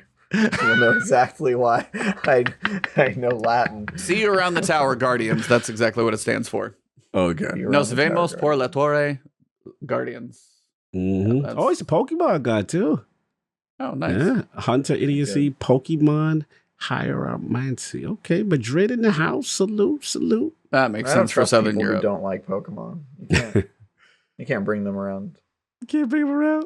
I salute to him, man. That's what's up. And good to see. I mean, I got let a me couple ask you this translations in here. Thank you for you guys chipping in, by the way. Yeah, what's the translation? Well, I mean, I said it already. See you at the tower, Guardians. Oh, okay. No, what I was gonna say is I was gonna ask you guys, do you think like also Destiny's expansion in these regions, like the growth, is really kind of facilitating this? Because that is interesting. I didn't know, like it was again, I'm guessing that, maybe Destiny is really popping in these regions and just internationally Travis? and stuff like that. You might know a little more. Yeah, this feels like a Travis question. Any thoughts on the broad reach of Bungie now, the big baby indie? The baby indie. Baby indie. I mean, what's the question specifically? Just like the need for an additional, because usually we're so used to, like when a new community manager get announced, it's like we're losing the old one. It's like, oh man, we lost Deej. Here come, but shout out to DMG. So it's like now it's like, okay, no, we're just adding. And I'm like, because when I first read this, I was like, oh no, like are we losing? You know what I'm saying? Like what's going on with Dylan? Like that kind of thing. So do you think it's a result of some type of expansion internationally that's going to facilitate the need? Yeah, it could be. It could also just be that they're still playing catch up on the fact that they no longer have a publisher. Because I remember when they first bought their independence. Like I ran into Luke Smith at E3 like right after that happened, and I was like, "Hey, what's up, Luke? How you doing, man?" And we were talking for a little bit, and then he goes, "Yeah, sorry we didn't reach out about the last thing we did. We don't have a PR person." And I was just like, oh, wow. Like you guys straight up don't have anyone in any sort of like publishing position. Point. So I think they've been playing catch up a little bit. But that said, they're also expanding. They're getting a new campus in the next couple of years that they're building. And I'm pretty sure they're announcing a new game this year because they hired a brand manager for their new unannounced video game. And typically, in my experience, I work in marketing, you don't hire a brand manager until you're ready to actually have the brand out there in front of people. So I think they're probably going to be announcing a new game this year, and they might be moving some of their community management resources over to managing that game. Or, we don't really know what the layout is going to look like, but my guess would be it's probably expansion. That said, if this was a hire to replace somebody, I don't think they would tell us about the replacement yet. I think you probably have an incubation period where you train your own replacement and that sort of thing. So it might be that somebody is leaving and we don't know yet, but I feel like I would hope it's expansion. I was going to say, I feel like, isn't there like a German community manager or something like that? Maybe. Yeah. I feel like I would be surprised if they didn't have some sort of international community management arm, because Destiny's a pretty big game abroad. Yeah. And I know it has like a different store setup in Korea and China and stuff. So I mean, you guys have all seen the different items that they sell in those stores. Yeah, those are a bit interesting. Somebody said it may be current, just all the managers, not so much on Spanish. And Spanish is big for enough places that just might be a reach for, be it Spanish, Portuguese, you've got Italian, French, kind of all that Southern European, and then Latin America, just south of literally where I'm sitting, Texas, below Texas and down, just that whole area through there, you can get a lot covered. So it does seem cool, though. It does seem that expansion means something positive that, again, Bungie seems to be doing fine to hire and grow and build new stuff. So they are apparently doing financially okay. Yeah, we got to see. I think Trav's onto something, man. I think, like you said, the whole brand manager thing, and we've heard the rumblings of Matter, right? And it feels about time to start talking about it, right? It feels. Oh, for sure. Yeah, I remember. Felt like, what was it, 2 years ago? What was our man that got assigned as the head? Christopher of Barrett. Yes, yep. Mr. Barrett. So yeah, it feels about time. Was that 2 years ago? You said it's been a while since he's been on his own little island. Yeah. Bungie does tend to announce games long. I mean, how many years before Destiny came out did we see that concept art? Mm-hmm. That I don't know. I think it was like 3. I think it was like 3 years before like the game came out. It was pretty early. Mm-hmm. And what are we speculating on Matter again? I forgot now. It's been so long. What the is that game like type? I don't know if it's a shooter. It's like a multiplayer kind of shooter, but it has like some light elements or comedic tone, cartoonish right. maybe. Is that so like it's the one? It's a competitive multiplayer because remember we were joking that this is where they put all of their Crucible resources. Right. So why was I thinking? So it has nothing to do with a Diablo cooperative type of thing. This is more like a competitive shoot, like in the vein of like an Overwatch. I think it's going to be like a hero shooter, like Overwatch. Yeah. Okay. Yeah. Got it. But it has a story apparently because there is a story lead. Somebody got hired to be like a narrative whatever, so it has a story. Interesting. Yeah. That was my only complaint for Overwatch. I mean, if I had to nitpick, the game was amazing, balanced stuff. But my only thing is like you got these crazy cool characters, and it's like there's no narrative. It felt like D1. I got to go outside the game to learn about the ninja and learn about. Like I wanted to they look cool. Like I'd be interested to see how they play that off and how that.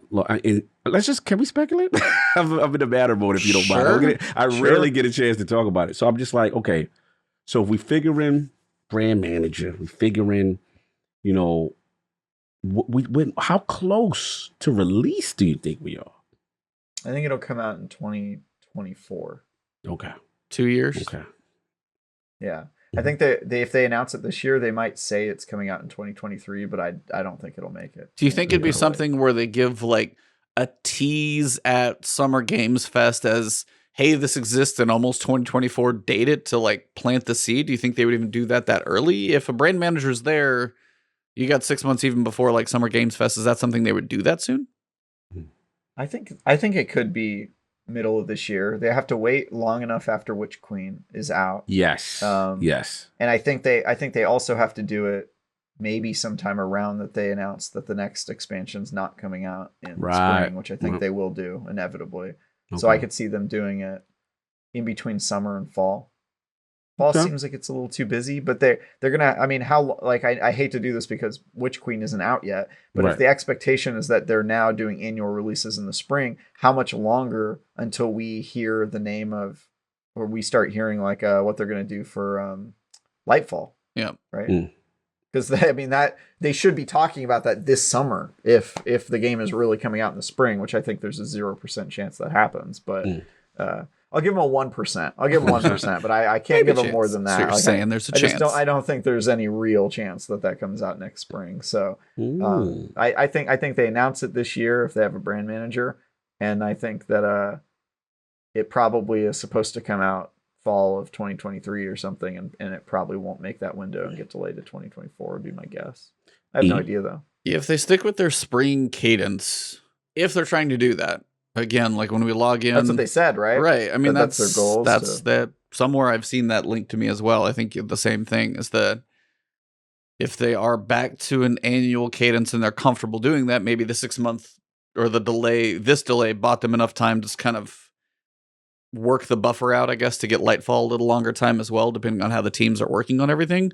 Mm-hmm. If they do that spring and say you go February, March, maybe it's like a little farther, not a full, 18 months or something. Maybe it's a 13-month complete year as opposed to 12 months. So it might be March.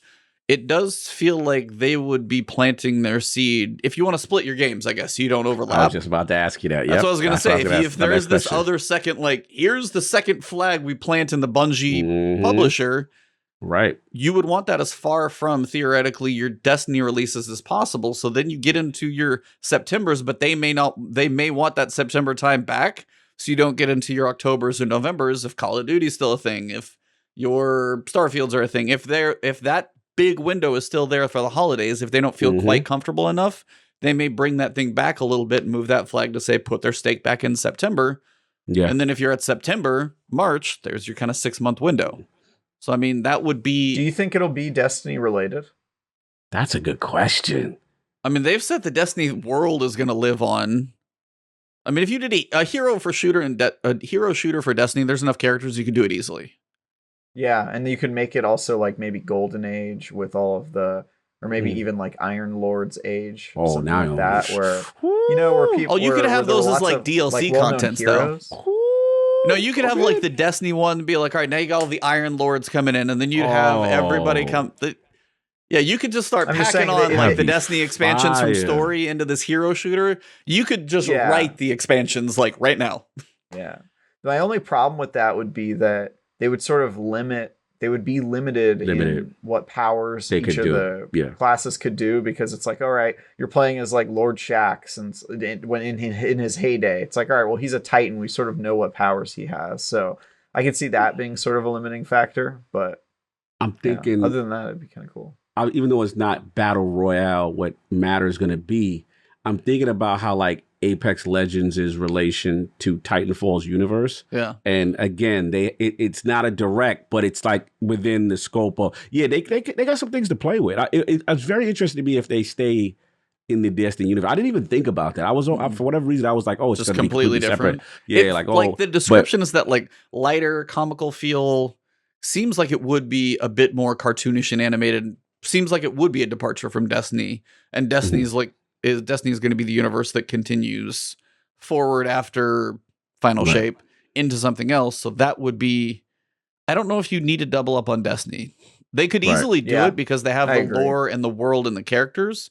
But I feel if you double up on Destiny, then you really become the Destiny studio. And if they're trying to be a publisher, that almost pigeonholes them a little too much into Destiny, and if they want to broaden, it's kind of going the wrong direction. Right, and then we got to be honest. As much as we are the hardcore Last Word Destiny podcast, there's a group that, let's be honest, that won't play Destiny, right? And maybe they look to get to this kind of broader audience that wants that kind of a light, whimsical, or comical feel. I'm very curious to see where they go. I don't know why it intrigues me so much, and but I'm with you, E. I think it fits, because what I'm thinking is I look at a season like what we're doing right now, a season of The Lost, and that gap, right? And you're like, bro, that could literally be in that place if they were to take the old Activision September to October-y kind of flow, and if the new flow for Destiny is that, February, March, spring flow, that should seem like enough gap. But it's interesting. I'm very curious about Matter. Once Trav said that brand manager thing, I think he's dead on. You do not hire or announce that unless you're ready to talk. You got to be ready to talk. So at minimum, Summer Game Fest or at the end of the year, the trailer, a concept art of what this thing is going to be. And I'm excited because it's Bungie doing something different on a level. So there's a part of me that is a little bit excited to see what goes on with it. Yeah, it's just... Sorry for my matter. No. I mean, it's been sitting in the background for so long. Necromancer, by the way, with the $20 super chat. Do you feel that Destiny is struggling with creativity and imagination? Like the weapon types, they feel like modern weapons besides fusion. There's no sci-fi weapons like radiation, plasma, rail, organic, etc. style of weapons. I mean, there's a speculation, I would say, that a lot of people are expecting a new damage type. But again, for a lot of us, it feels like you stick another color on an auto rifle, you stick another color on a scout rifle, you stick another color on an LMG and a rocket launcher and a fusion rifle. And while we are getting the glaive, that's the problem with their ongoing universe versus, say, a Destiny 3 as well, is how you already have all these weapon archetypes. You can make some slightly different animations and different sounds, and stuff like Lawrence Driver sounds really cool. Like the sound effects on that one are really, really well done. But on the other side, we've talked about this before. I wish solar weapons would eventually set you on fire. The stasis weapons, the fact that Agroceptor can freeze you is a tease again of the idea where some of that stuff could go. But when he talks about radiation, I feel like that gets into the poison green damage type we all kind of expect is going to be, should have been in this expansion, probably going to be in the next expansion. Railgun, that's almost like linear fusion rifles. I mean, we have Arbalest right now, which in a sense is one. Organic, I don't even know what that would be per se. Organic. Yeah, I don't know. But I mean, I will say they are kind of at a bit of a capacity. The glaive is something unique because it's going to be projectile, shield, and melee. Right. Those 3 different things. And that's going to be its own type. There's probably only going to be a couple, whether it's 1 per class and maybe one other one. There's not going to be a lot of, I don't expect massive variation between how many different, there's not going to be 20 glaives. I don't expect. Now, maybe with weapon crafting, you can make it arc, solar, or void. Who knows? But in general, I do feel the fact that we got bows still surprised me. And the fact that they feel good. Yeah. But again, we are getting to a point where it's like, what is a bow? I use that in Horizon Zero Dawn. We have hand cannons. We have big and little pistols. We have multiple variations of semi-automatic machine guns. Big machine guns, little machine guns, semi-automatics, single shot, all of that rifle type. And we did get fusion rifles, rocket launchers or something. It is that kind of grounded, little bit futuristic, but not much. A lot of them are still fairly grounded weapons. Where do you guys feel in the creativity? Because I do appreciate the question because I've wondered how many more auto rifles do I need? And this gets into your vault cleaning situation as well. Like how many auto rifles do you need? How many scout rifles do you need? It's kind of just going to be another one. Trav, curious. I think to your point, E, about the different colors that they need to add, or that they're considering adding to the first slot. I kind of think they have to. I think it'd be weird if it was like unbalanced the way that it is now, where they've just got stasis in one slot and then the other 3 are in the others. And also the fact that they added stasis to that slot seems to me like confirmation that they're going to be adding more in the future. Like it doesn't seem like they would have done it. So I am definitely a fan of them coming up with more archetypes, because I feel like if the first slot and the second slot are essentially the same thing now, like they're interchangeable, just kind of depends on what elements you want. The best thing they could do to break that up a little bit is to just add more weapon types and interesting ideas for stuff, and maybe stop every time they come up with a new cool idea for like an archetype of a weapon, they end up just making it an exotic, right? And then putting it in an exotic slot, and there's only one copy of it. And they kind of did that with the beams, right? Like the trace rifles. Yeah. That for a while was just an exotic rather than its own archetype. So I feel like if they could do that more and break off the interesting ideas that they have into its own little mini archetypes, there's a lot of room to grow in Destiny's sandbox and add some new stuff, because it does feel like, you know, every time they announce a new weapon, you're like, okay, well, which of the weapon types is it going to be? And you kind of already know everything about the weapon before you use it, except for which perks you get and how that particular weapon feels. But I think it'd be cool if they could just add more and get a little silly with it. I'm very excited for the glaive. I think it's gonna be cool. Yeah. I don't know if it's not gonna be the meta, right? Like who's actually gonna use glaives? It's probably just gonna be like a fun thing we use during campaign. I don't see it being serious. They tend to come in hot though, so a lot of their new stuff tends to come in really hot. They said they're gonna be one of the they're going to be one of the unstoppable champion weapons, because I actually just kind of went through that whole list of other exotics, and I'm guessing they're going to be what our fusion rifles are right now. Like we have fusions for unstoppables that are 6 energy. It's a special weapon type. I'm assuming glaives, wherever they fall, are going to be probably 6 energy for the mod, because it's a special weapon type, and they're going to be an unstoppable champion mod, so you use those. I'm guessing it's going to be that. Yeah. Now, is it going to be worth it? I don't know. The difference between being told to use it because that's the meta that they defined, and it actually being good in its own right, because I don't think they've ever introduced an archetype and it's been good right away. Like they did bows, right? And bows people used because they were new, but they weren't really like OP. Nobody was using them as like a meta for anything right when they came out. And I feel like that's sort of been their MO. Trace rifles too. When trace rifles came out, at first they were just a few exotics, but even then people were kind of just like using them occasionally. And right now, when they were made legendaries, they're not really like blowing up as a class because you can use them as a legendary weapon now. So I just think it takes them a while to kind of figure out where they are in the meta. And I think the fact that it's melee and ranged means that it's not going to be great at either of those things. It's probably going to be middling at both because it's so, you know, it has so much different types of ways it can be used. I just don't see them. I don't know. I hope I'm wrong. It'd be awesome if glaives just kicked ass, but then nobody would use swords, and I don't know what would happen in the meta if glaives ended up being That's amazing. why I'm wondering how powerful, because the projectile seemed like a single shot. It's not like you're going to be able to shoot frequently. The shielding conceptually seems interesting, but nobody shields themselves with a sword right now.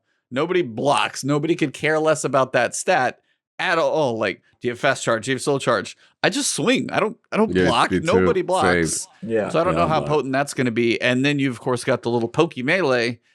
I don't know. I mean, again, they made bows to me something that does feel good in this game. And I got done playing with a bow for 50 hours. And I still enjoy bows in Destiny. But again, it does feel weird that it's trying to be a jack of all trades. I worry it will be the master of none. Of none, yeah. That's kind of my worry. I'm kind of with Travis. I don't know if it's going to be the thing that takes over the slot. It's not going to be. They're going to put it in all the marketing. They're going to make it the Witch Queen weapon. And again, it is an expansion thing like Stasis. I don't know if it's going to be tied to the expansion, or if free to players are going to be able to get it. That might define how strong it is, depending on how much it costs to get. That price. That's that price. Yeah, man. We got to see. Quick question, random. Since we're talking about weapon types. What is it? The retrace craft, the legendary trace. Yep. What's the word on this? How is it? I haven't even shot it. I have 2 of them, and I'm like, I want to know what's the role. Is people talking about this as something we need to be using? Is it even worth the wait to have this legendary thing? So I'll answer your question, then I'll get to the super chat in a second. Yes. It's not bad. There's 2 super chats. It's not a bad weapon when you can get some procs to perk on it. If you can get the right procs, it can actually do some work. If you compare it with Harmony, you can switch over and melt pretty well with it.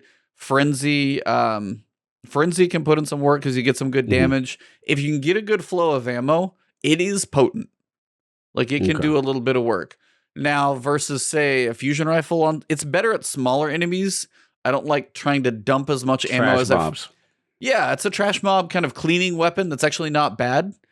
I wish it had something like chromatic fire does, to where if you killed an enemy with it, it would get a little bit of a burst, no matter if it's kinetic or if it's precision or not, because precisions are hard to hit with that thing. But if I'm going to sit there and work on like an orange bar knight, I feel like I would never use it. So I can't quite. Not bad for melting, I think, for like smaller stuff and kind of clearing a little bit out with a little spray. But overall, I don't know if it's too good right now. The exotics have a little more to offer, so they feel like they're kind of more worth the slot. So this feels like you have those basic perks on a weapon that's needs a smidge more to me. I don't know. Okay. I've heard people like, you can have some fun. Like, if you get a kill and switch with Harmony, then all of a sudden you can melt somebody in PvP in like less than half a second. It can have potential with the right setup.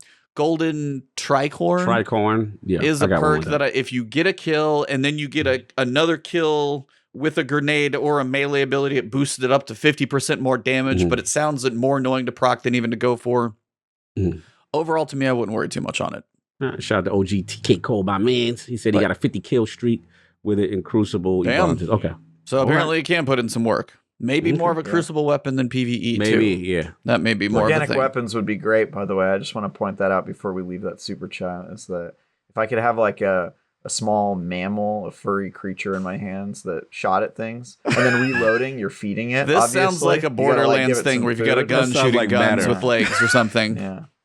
That's where I think you're going. But great. Because what's that gun? 1,000 Voices already kind of looks like it's a living thing. Like if they could put eyes on that thing and then have it blink or wiggle or something. And you said eyes, and I just went straight googly eyes. I couldn't nod. Yeah. I mean, you already have what is that? Eyes of Tomorrow with all the eyes looking all over the place. But no, right? Yeah. They could do something like that. But again, I don't think that would change the archetype. Wait a minute, It would what you still call be it? one of the existing. Kind of got archetypes, right? and insects. The That's true. Oh yeah, the one that's got a bug in it. Colony? the bug in Yeah. it, the Is it colony. heir apparent? Oh no, Xenophage Colony. technically has it's the Xenophage, amber that's it. bug in it. Yeah. Mm-hmm.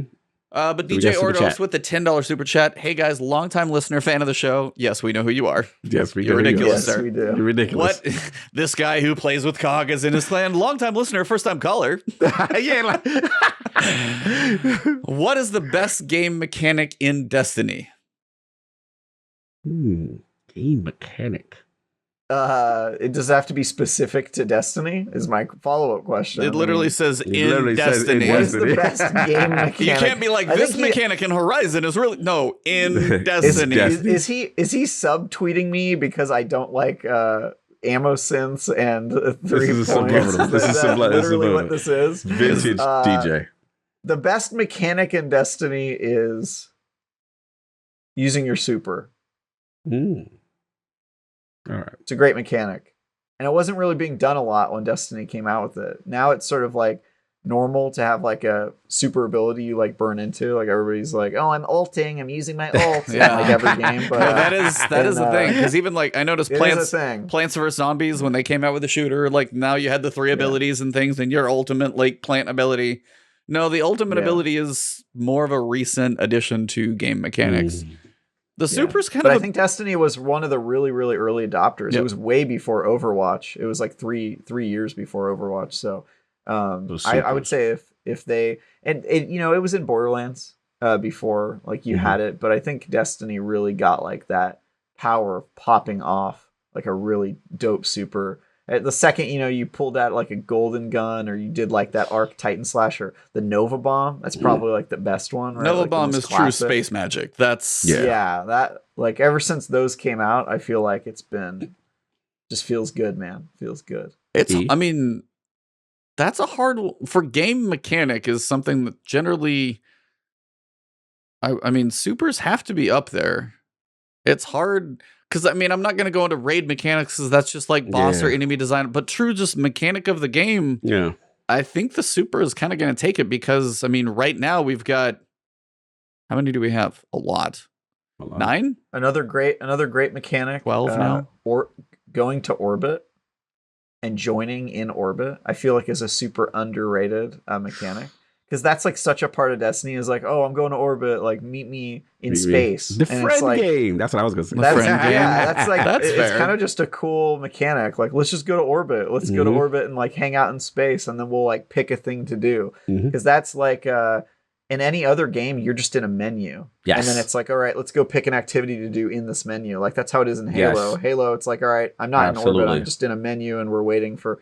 Great and point. Destiny Got to has give like you a this place to look at all those interesting place in Eververse space. ships. That's what Yeah, that's you what I'm just saying. And then you chill. stunt because you look at your man, you're like, oh, look at this shit. Then you look at the banner, which is a big floss on how Yeah. much dedication and that was I was gonna say the friend game. And Friend Orbit, game and the is dope. flex game is all right there in that. Oh, the in flex game is big time. Yeah, you got some emblem ship emote something. If you got something that you know you can only get from a specific activity, That's why that there is should very- be more of those. Yeah, like then you show that and people are like, oh, where you got that? Where you got that? And you're like, that's right. You I can play it. recently from a random like Eververse, you know, the random engrams that you get, I got the Pit of Heresy Sparrow. And I already had the ship a long time ago, which annoyed me. And that was just a reminder of this should have dropped in the dungeon. Just as when you said it, it just made me want to scream again to say, put more things as in-game Yes. rewards. Please. Cool stuff that sets you apart. I mean, I was looking through random ships because I don't even know why I was doing it. The Whisper of the Worm ship. Ooh, I still use that. Yeah. I still use that. Great ship. I use the rock now because I got that. I gem. need the to get, I rock's need fun, to get the yeah. rock comet thing. I And do need to shout get out that. to DJ. They helped me get the 3-player play controller emote. Oh, that yeah. one's funny. It's a good one. Sitting on the That couch. one's couch co-op. hilarious. Yeah. Yeah, the catch co-op one. I like that one. Yeah, cool stuff to make you go in there and you're like, okay, he played. You could only get it from either. Tie more stuff to skills too for Teddy. He out here grinding. Yeah, I mean, Yeah, like outside of putting a little baby number on your emblem badge, yeah. yeah, there's. By the way, Mhm. I have to call out Teddy. oh, What'd he do? We were So as you Mega guys chip. know, I recently completed my Dares of Eternity grind, which was it was a harrowing journey. Harrowing. It was Whoa. terrible. It was Terrible, man. It was not good at all. But Teddy saw I was online and he was like, "Hey, I'll hop into a few with you." Mm-hmm. And I'm like, "Hey, by the way, why are you grinding this? Are you still doing like you still don't have like the level 16 or whatever?" And he goes, "Oh no, I'm on my 3rd reset for Dares of Eternity." It caps out at 5, by the way. I heard that. Yeah. I'm on my 3rd reset of Dares of Eternity, and I was like, "I'm sorry, Why? what?" Like Or what and why? I'm out here suffering like I'm up on the cross, with this Dares of Eternity grind, and he's like, "Oh no, I'm on my 3rd one," and I was like, "What? Explain to me why? What is happening?" And he was just like, "Oh, like I got all the weapons, but a few of them I don't have like the perfect roll, so I'm just gonna keep doing this until I go." And I was just like, "Bruh, like Teddy. what? Like why? he's are a you G. We doing need to this call an yourself?" intervention on that He's a boy. G. It's not even for triumphs, dude. It's not even for triumphs. It's for He's done with triumphs as soon as they can be done. Teddy be Yeah, bored. sure. bless him. Bro, Teddy is Teddy- bored. Bless this boy. Shout out to Travis. I mean, shout out to DJ who's in there. Like Teddy helped me with my what you call it catalyst. What I was doing. What is it? The dungeon? Was it Grasp? What's the Gallahorn? dungeon name? Grasp of Yeah, Avarice. Yeah. Yeah, and it was just like, it's so funny. I was so uninvolved in the last part of the encounter because they were like, he was just like, him and DJ were just like 2-manning the whole situation. They had everything. I'm like, Jesus, like he's a machine, bro. Like it is obscene the amount of Destiny knowledge he knows and how routine he is with ritual activities. It's insane. He's something else. He needs another category. They got to do something special for him. Yeah. They did make a kind of mention, basically, an update to BattleEye. They're still working with it more. There were like 68 players who got banned for using some process hacker. That doesn't even seem like a cheat. It's just like some like hardware monitoring tool or whatever. So most of those have been unbanned. But I did just want to bring this up for a quick tag, mostly because I haven't heard since BattleEye got launched this season. I have not heard cheating being rampant. I'm not saying it's non-existent, but I will say it seems like it's been cut down by like 90% or more because I don't hear it talked about, tweeted about, clips about. Doesn't seem to be as much of a thing anymore. Do you guys kind of get that same feeling? I'm going to defer to Trav. I haven't played PC in a while, but I mean I do crossplay because I play multiplayer with some PC players. And yeah, I don't see it as much anymore. It happens, but I can't really remember times where I was just like, "Oh my god, like get me off trials. This is terrible." But then again, I'm also I'm not playing on PC really too much anymore, and I don't do a ton of crossplay on Xbox, so I'm very I don't really curious. know the status there. Yeah. It's not something I tend to. I was going to say. Yeah. I mean, I follow a lot of people on Bungie Twitter, and I don't see the jokes about staying out of trials. It doesn't seem to be nearly a thing. So whatever they did with BattleEye seems to be doing something. Like, I mean, whether it's looking at the algorithmic, you just respawned 6 times in 3 seconds, you fired 5,000 rockets in 2 seconds. Those types of things hopefully are a lot more caught and obvious. But that is most of the TWAB.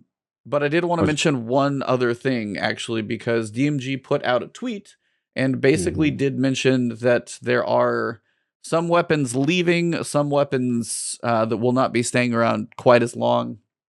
And it's a little thread, so I'm just going to look through and kind of read it all. Okay. Seeing some questions about what weapons will be rotating out of the Nightfall pool, as we've revealed some returning favorites being added next season. Here's a quick list of weapons from Nightfalls, Trials, and Iron Banner that will be cycling out. So these are the ones that you want to get something of if you can't.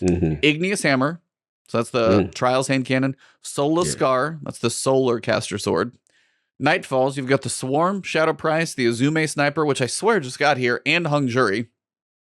Those are gone. Oh, wow, that did just get here. I feel both like the Azumi and the Hung Jury are recent. It seems like for sure. Swarm and Shadow Price are the old ones. I feel like those should be going. Iron Banner, not that good though. Multi-Mock, everybody's digging on that one lately. Time Worn Spire, it's fine. Guiding Sight and Steady Hand. Only one of those that I really care about would be Multi-Mock, just because it seems to be a pretty good one. But again, Iron Banner is going to get that rework as well. And they also mentioned from him, he's got a couple here. In an effort to address player feedback and reduce Nightfalls to a 3-week rotation, So you don't have quite as long of a rotation to get back to the weapons you want. 4 weapons will be removed. On occasion, Xur will offer these for purchase with a random roll. So now that we have the legendary weapons coming through, some of these literal nightfall weapons you could be able to just click on and buy. Yeah, Depth for versions? me, probably not. Not the adept. I guarantee you it won't be the adept. It'll just be a normal roll. And if one of those comes through, that's going to be like the Xur thumbnails is all the same thing. The Azumi is at Xur, and you can get a god roll by just clicking on a button. Now, before you hit me with what else is leaving, Umbral focusing for Season of the Chosen, Hunt, Splicer, and Lost will be removed. Highly recommend hunting some god rolls before. What about base legendary engrams? Weapons in the legendary engram pool will also be cycling out. If you're hunting for a given weapon, turn in your gunsmith materials, redeem all your vendor reputations, Shax, Zavala, Drifter before any of the season. Anything that you do not redeem will be lost. And this is actually kind of touched on at the end of the TWAB. Bungie rewards, season pass items, Shax, Drifter, Zavala, season vendor rewards, gunsmith reputation, seasonal seals. Turn in every engram, gunsmith materials, all that stuff is actually going to go away. So just turn everything in. No reason to hold on to pretty much anything. Just you can check, but you don't need to keep 20 engrams sitting at Shax. You're just going to lose them. You may as well turn them all in. The gunsmith reputation items. I got so many. I have 15,000 to turn in. Do that. I forgot about that. You got weeks. I got my weeks. I got my But I'm the Theoric type that I spirals gone. forget. I gotta like chip at it every time I log in. Just chip because there's so many I have. Yeah, think about that. Yeah, but that pretty much wraps up the TWAB. Right here at about a 2-hour show as well. Nice. So the TWABs that we've got left, we know Void 3.0, weapon crafting, Waiting on that one. Gambit rework. Gambit rework. It's a topic. I'll take a week off that week. What do you guys think? Yeah. Be like, we have a guest, but Travis decided to give us a sick note from his doctor, so we will be one man down, but that's okay. I was trying to look for the list of stuff that they've got. No, that's probably in a previous swap. But I mean, those are the main things. What do you guys think we're going to be getting next week? Can we advance this? I'm just joking. I'm going to say probably Gambit. I mean, they got to get that out of the way first. If they're trying to build hype, they shouldn't be doing it, 1 or 2 weeks before that. Yeah. So Gambit last week. No, it's you're probably right. It's going to be Gambit is probably a big focus. Then Void, then weapon crafting. Yeah, weapon crafting's probably the last one. Final piece as well. I keep hearing speculation. A lot of people are thinking the story's going to drop on Tuesday. Do you guys think it's finally going to drop? I would like it, but don't it feel? I hope not. Why not? Well, are you talking about in-game? Like in-game, Season of the Lost story. Like, will she come out of the chrysalis? Or whatever's going to happen. Who knows? I have no clue. I'm speculating. I have no clue, yeah. So the rumors I kind of feel like, how do they end the season without starting the next one? I kind of wonder if they will just wait altogether. Like, they just won't have really an ending. Well, apparently there's like a triumph or something else we've got to finish. A story beat or something. There's got to be something. Yeah, I think they'll probably do it next week, right? That's like 2 weeks before the... 3 before. 3 weeks. Yeah. Yeah, it'll be soon. If not next week, the week after. At this point, I just want to know what she's going to do. We've waited so long. It's going to be Ooga Booga, bro. It's going to be Ooga Booga. What should you bust out and just choke out Marisol? Pop out of the crystal and be like... She's actually Osiris. Ooga Booga. Oh, yeah. Oh, man. Actually, he jumps out from behind the crystal. Hey, guys. Isn't Crow supposed to be gone? So there's a pretty good chance Crow comes back and screws something up big time, right? Yeah, I guess that's possible. He could screw with the alignment. So there's a lunar alignment in real life on Tuesday. Yes. So that's one speculation if they actually want to tie it into something real life related. Only other reason... I kept hearing that as a thing, and then people are saying, hey, 3 weeks before to give enough people log in and chance to experience it. But again, I think 2 weeks is still enough time for you to log in and do like a 30-minute mission or whatever it's going to be. I just still think if they do 3 weeks, it's going to feel... It's not going to be much. None of these are. The epilogue's always like, cool. Yeah, he's probably right. It'll probably just be like a cutscene and maybe like a small activity, and that's it. gotta be. I mean, we're probably going to go back through astral alignment or something again, or the Shattered Realm one more time, but this time you face a different. I don't know. It's just, I don't have high expectations for the epilogue, at least right now, because they haven't done much with him yet. I don't expect a live event either, which I do miss. The live event coming in. We haven't seen one of those in a while. The big arrival of Savathûn would seem to be fitting, but it doesn't seem like we're going to get one. But Iron Banner is the final week. So I think they're going to do it either 1 week before or 2 weeks before or 3 weeks before. I just can't decide which. Either way. What's that exotic? Somebody gonna die. What was that? Spoiler alert? Yeah, it's called spoiler alert. Yep. Somebody gonna die. Telling you, something gonna happen, man. Well, by the teases we've got this week, seems like Ikora is going to be staying around.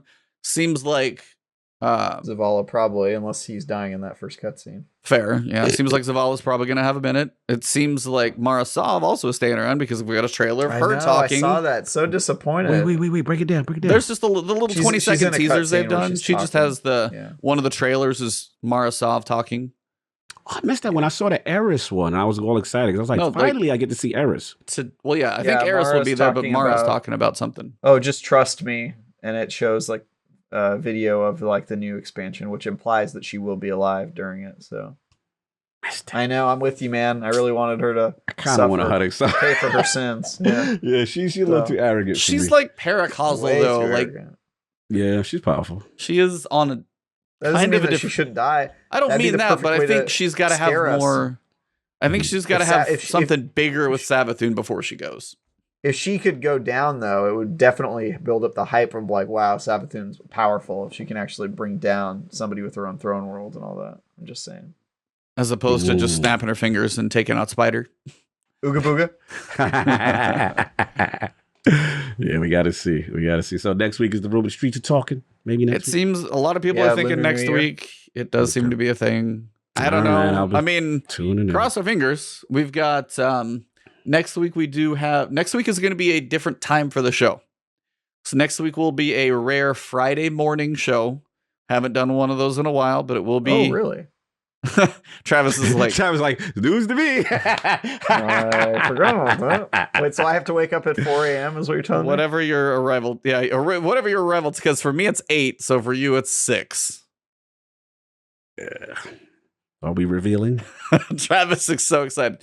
Yeah, if you made it this far in the episode, I will reveal. So it is a Friday morning episode, 9 a.m. Eastern time. We've got Marco Style coming on. So he was a big Division guy. If you guys know him from there, but he's actually covered quite a bit of Destiny.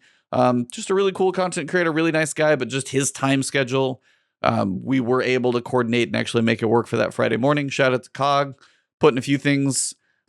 We will be a little quiet on some things, but yes, we will be Friday morning, 9 a.m. Eastern time with Marco Style. That will be next week's guest. So tune in. Different time. I will let you guys know the promos and the tweets and stuff that will be in the morning. Marco's a friend of yours. Very cool. Well, you'll definitely have to be here. Yeah, I got a lot of questions for him. His videos have been very interesting coming from more of an outsider's perspective. Yes. Because it has been really funny for him to break down some things, or I haven't played this in a while, and oh my God, those moments have cracked me up that he's done. Yeah. So we'll be a very fun show, kind of see what his expectations for a lot of stuff. And we got to have at least some spiciness. This is actually our guest canceled this week, had to reschedule on the quietest of all the twabs. Perfect, right? Perfect. So we seem to have had the perfect quiet time with just us, and then we got Spice coming in from here to the finish line. Oh yeah. Well, as we wrap it up, if you guys want to let them know where to find you, what to look for, we will nice and tidy hit that little 2-hour show. I like that. Cock, do it. Yeah, man. Where can people find you? Which of the 9 podcasts can you find you? Look, man.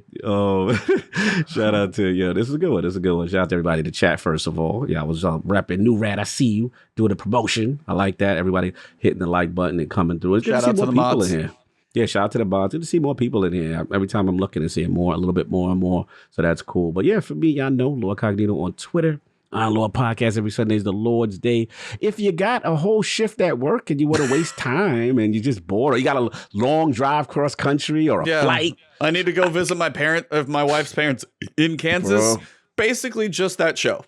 6-hour show for you, y'all. Breaking that. You could either listen to one episode of Cock Show or get your pilot's license in that same time. Exactly. So, whichever one you want. Your learner's permit time that you need to put in behind the wheel, you know. If you want 24 people breaking down Microsoft Activision acquisition every way possible and every viewpoint possible, check that out. Also, Defining Duke, man, check that out. We actually made 2 episodes free on Last Stand Media. The one about Tencent, the growing, looming of Tencent. Check that out. And also Drinkbox Studio. So again, Nobody Saves the World. Interview with Graham Smith. Check it out. A lot of financial, just warning you, but we do talk about the game kind of in the mid and the end, middle and the end. So check that out. And we do have a latest one that we just recorded with Randolph Thorne and Jess Cordon of Windows Central. So how long Xbox that one go? 2. 3 hours. Was that a normal defining or was that an ultimate? That's normal when we have a guest. Okay. You guys definitely have some 2. long. You guys, I swear, Defining Duke since you got there has gotten longer.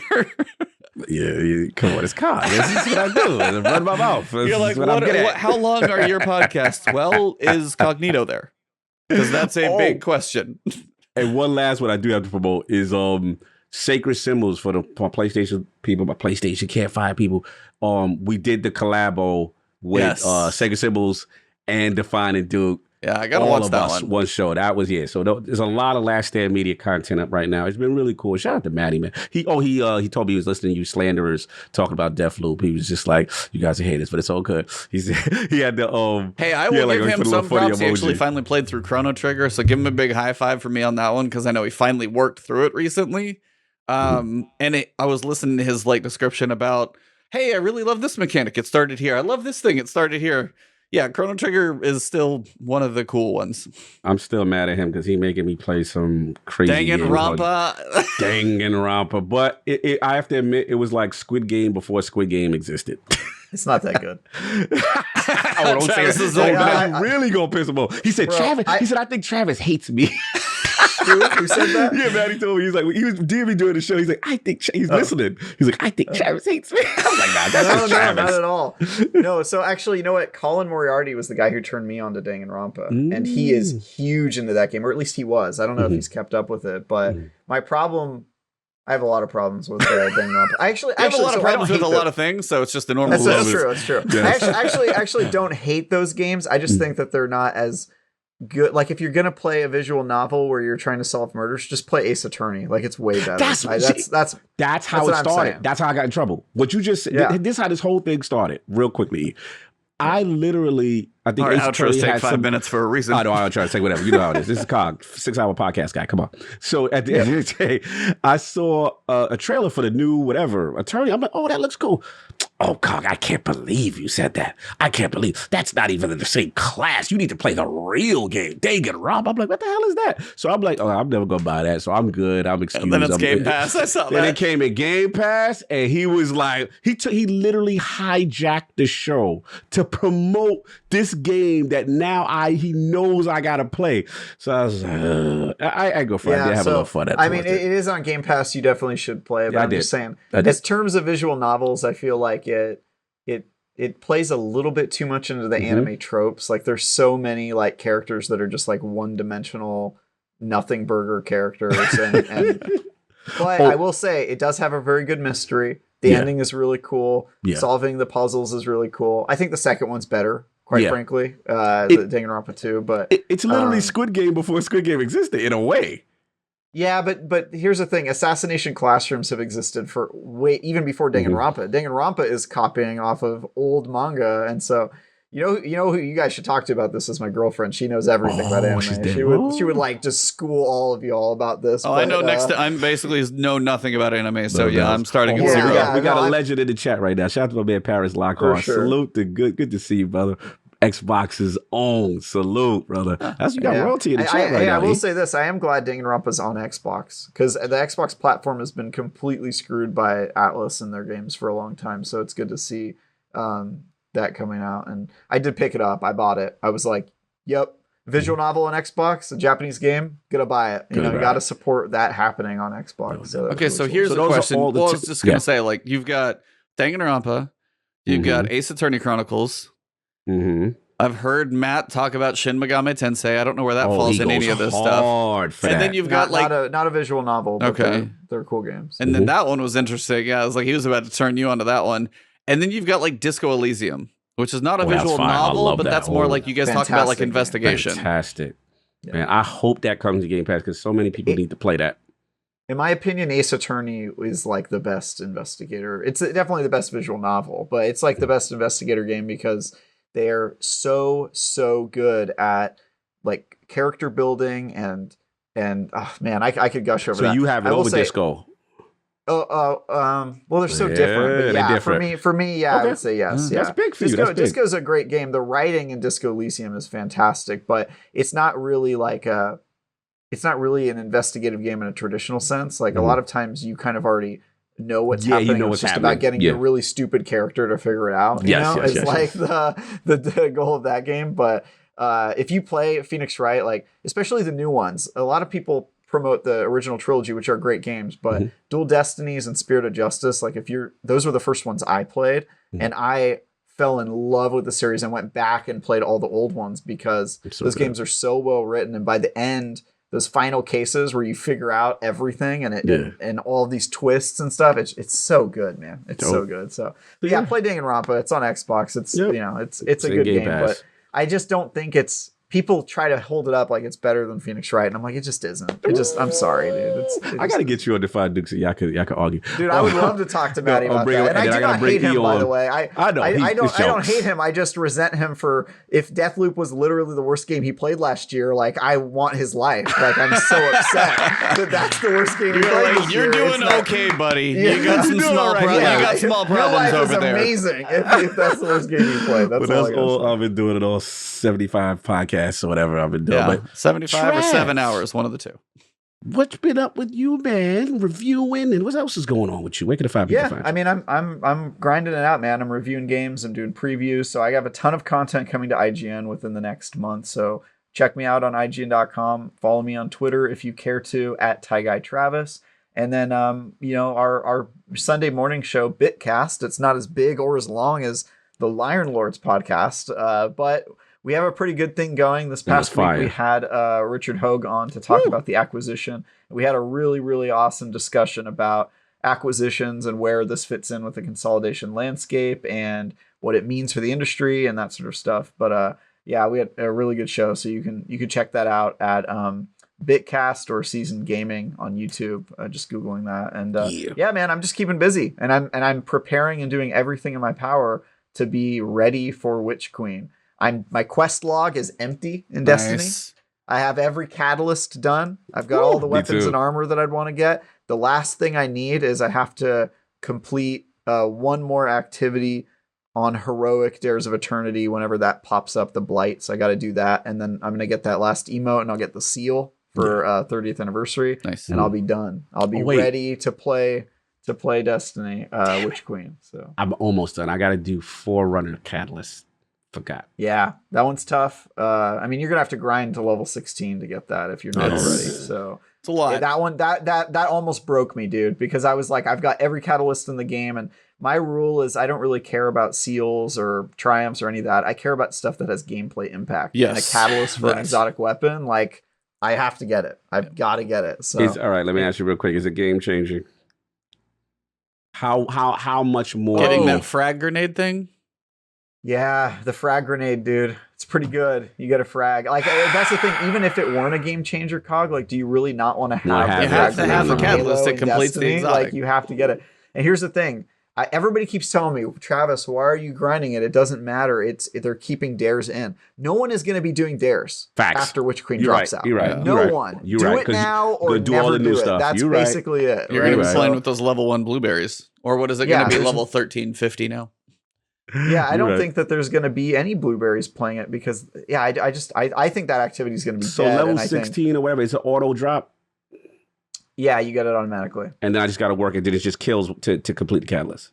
Yeah, what you have to do is you have to just keep doing the activity until you're level 16. Mm-hmm. When you're level 16, you get an item, and the item makes you run one last Dares of Eternity and get a score of 22,500. And in order to do that, you've got to run a heroic version. A heroic because that's the version. only way to get your high that score. Nah. So you run one heroic, and then you get the catalyst, and then it's just kills. Yeah, just kills. All right. That's it. He got a That's it. video. I'll rewatch Yeah. it. So I all actually my don't have it homework- yet, so that I covers Yeah. looked for it too. I Well, was there like, you go. I gave you the video right there. Because it's such a grind. I was like, My not man. going to grind. Yeah, Travis has got oh you. man. I Trav did got the me. damn grind. I'm done with all of my Destiny homework, and now I'm just going to be working on reviews and previews until the game comes out. So I'm in a pretty great position for Destiny. I'm feeling good about it, and I've got like 3 weeks of not playing the game where I'm not going to burn myself out and stuff. So you're in a good space. I'm feeling pretty good. Yeah. E. For me, finished Horizon, finished my home projects for a little while. Nice. Yeah, dude. Sounds like you've been a handyman lately. Oh yeah, literally just taking apart a garbage disposal and putting a new one in, and then I had I've installed all the 3 toilets in our house are all installed by me, so I've literally gotten a bit efficient at this. But this one, Do you do house calls? you're a bit far away, sir. You're gonna have to cover the travel expenses and the travel time plus mileage. So we will discuss. Okay. Gotcha. Moving on. No, I was like, I think I got that stuff out of the way. So I'm working on Nobody Saves the World, kind of offline maybe. And then as Elden Ring is right around Witch Queen, I was debating on Dark Souls 1 Remastered because it's one of those kind of major Souls games that I have missed. So that's one that I was thinking stream would be entertaining. Oh my God. Quick story at the end. I told these What? two as well.